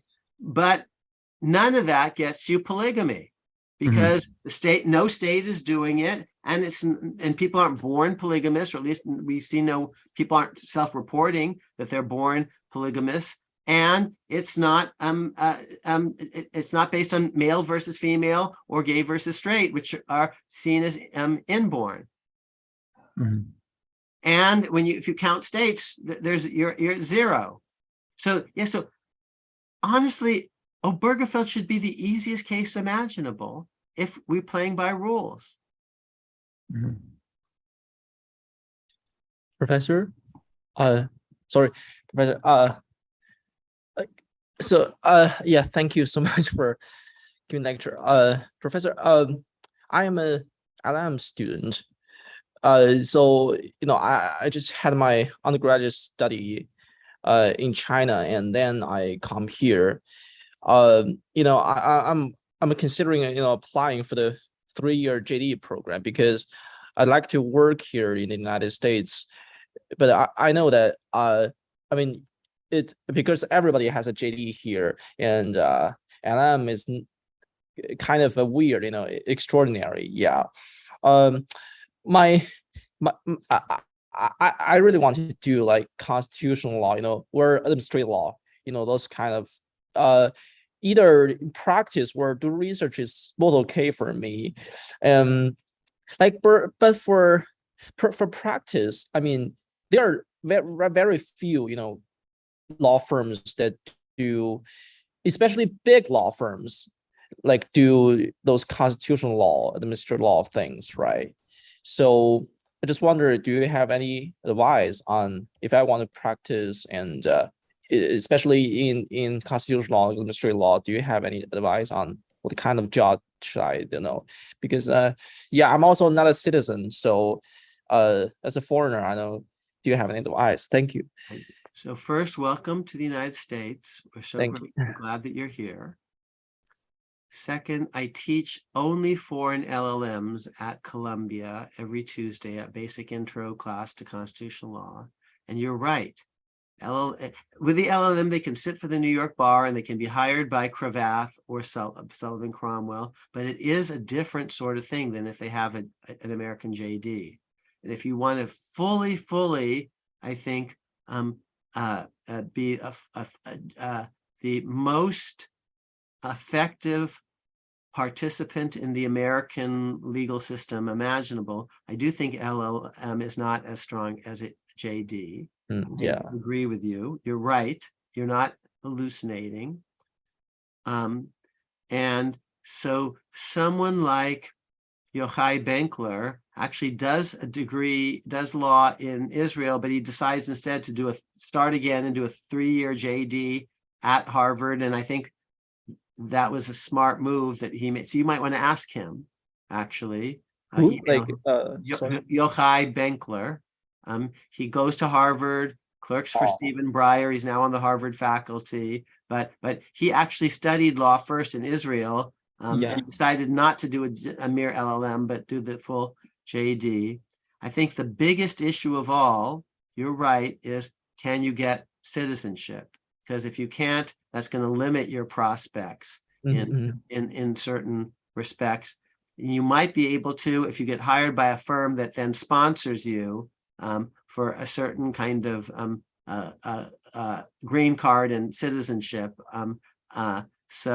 And you will have, yes, I do think the biggest hurdle is you're going to have a lot more prospects as a US citizen JD than as a Chinese national LLM. Yes, I think that is true. My wife was born outside the United States. My mom recently passed away. She was born outside the United States. My dad, who was 94, was outside the United States. They all came as adults. They were very brave when they came because they had one advantage, though, over you. They spoke English as their first, one of their first languages. India is a British Commonwealth, British Commonwealth jurisdiction. And so I'm guessing that you may not have begun speaking English, say at age 5 or 6 in the home, that you may have learned it later on. Yeah, it's not my mother tongue. I mean, yeah, I learned it later. Yeah. And that is a bit of a disadvantage. Yeah. Especially in a constitutional law system that is very word-based, this word rather than that word. Also, you have to play a little bit of catch up, and you already have. You knew a lot about Jefferson and Jackson and Lincoln and departmentalism. Most Americans don't know any history. You've actually begun to learn some, but you'll need to learn the American historical experience in order to be the most successful American constitutional lawyer. But you can do all these things because how old are you now? I'm this year, 23, 24. Yeah. Okay, so plenty young enough to. My wife was 25 when she came to the United States. No, 24. Actually, maybe no. Hold on. Excuse me. She was 23 when she came. And she came in May. We got married in September, like 5 months later. And she, if you talk to her now, you'd have no idea that she didn't grow up in America. Okay, so she came exactly at your age and made the transition, but she had one advantage. She's a doctor, not a lawyer, which is that she grew up speaking English and Hindi. And so, but I do think, yeah, you'll have many more options. Now, you asked a third question. You said, JD versus LLM, I said JD. You said American citizenship or not? I said, yeah. American citizenship is so valuable. Yeah. You asked a third thing. Okay, well, how do I get a job to teach constitutional law? And you're right. There are not that many ordinary day jobs doing constitutional law.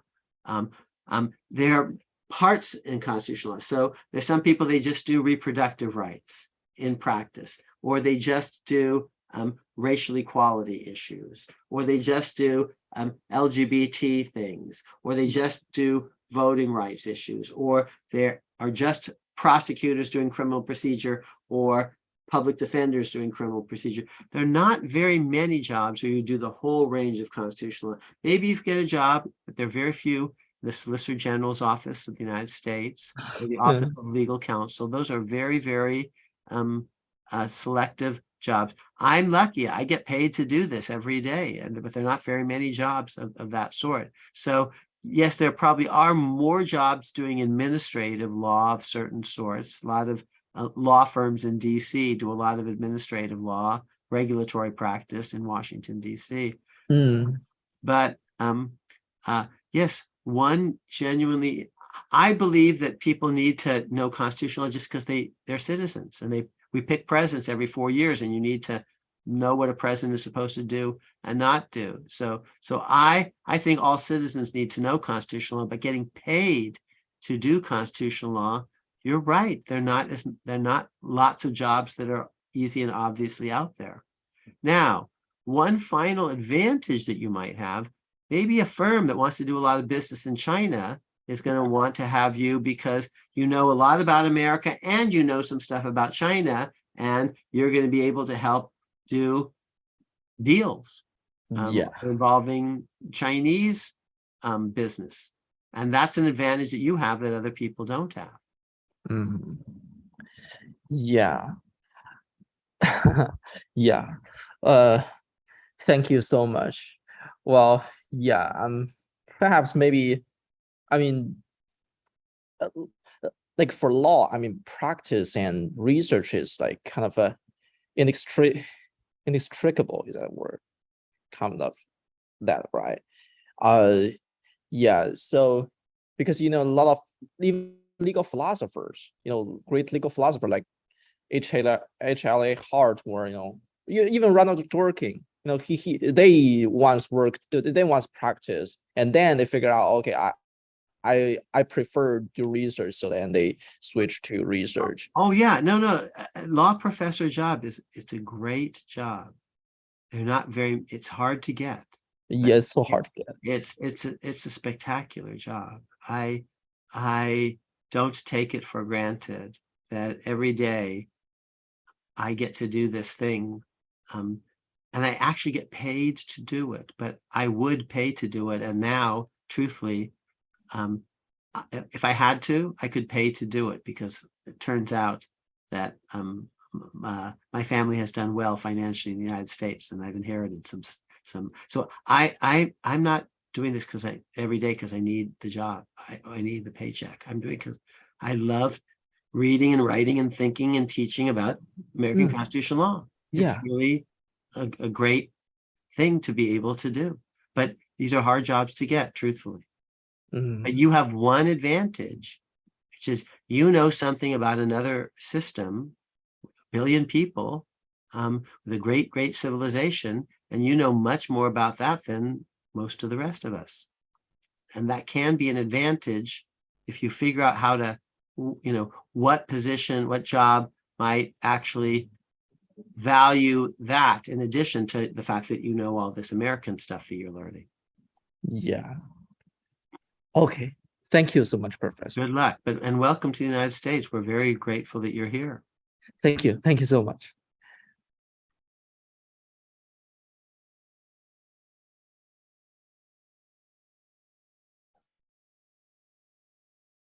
Anybody else have any questions?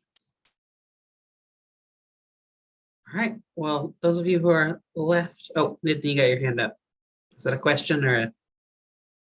I don't have a question. I just learned a lot from listening to Professor Amar all night. But I just wanted to take a moment, before kind of Josiah, wraps things up for the evening to just, sincerely thank you for joining us, Professor. We've really enjoyed this. It's, been a pleasure to kind of have you kind of speak to our chapter. And I'm not, going to make decisions for Josiah. I think Josiah, I know him, long enough to know, that that's not kind of something that anyone can do. But I certainly hope that, you'll kind of come back and join us later this semester, because this has just been such a treat for us. Oh, I would be honored to do it. I was honest, I would pay to do this job. I love talking about the stuff that I'm very passionate about. I have very strong views. You don't have to share my views, but I want to tell you what they are. I'm grateful you're spending time to hang out with me and talk with me about these really important issues.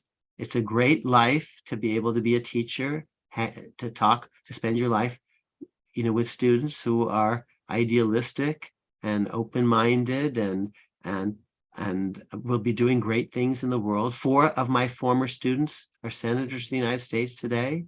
Another one is the National Security Advisor to the President of the United States, Jake Sullivan.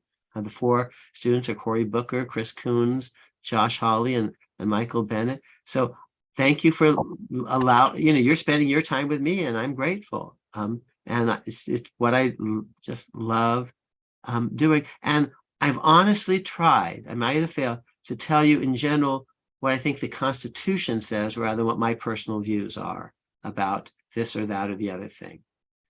Because I don't think we professors should just, be telling you what our politics are, what our preferences are. Who cares? You're entitled to your own. What we can tell you is, here's what we think the law actually is, which is what we have in common. And here's how we find it and how we do it. Okay, so maybe if Josiah is willing, next year in Jerusalem, later this semester, we'll do it again. And some of you, if I'm really lucky, will have at least read some of the book or some other book and can have other questions or comments about some of the things I say. I take a lot of provocative positions about a lot of issues. Okay, so thank you. Yeah, thank you, Professor. It's been wonderful, wonderful to have you. Yeah, you've been someone who's been hugely influential on my own constitutional thought. So glad I get to share that with everyone else, and expect an email from me in the next couple of days with a thank you and when can we do it again. Great, and thanks for getting the books out to all your classmates. Yep, everybody watch your email inboxes for instructions on how you can get those from me. How many did you get, by the way, overall? You got 50 or something? The funding only went up to 28 of them. Okay, but that's great. But But let's try to get more funding. Ask them again. Say, oh, he spent a lot of time. We'll do it again. And again, no money flows into my pot. I just want books in your hands. That's what I want. Okay. Thank you so much, Professor, and thank you to everyone for coming out. That's a wrap.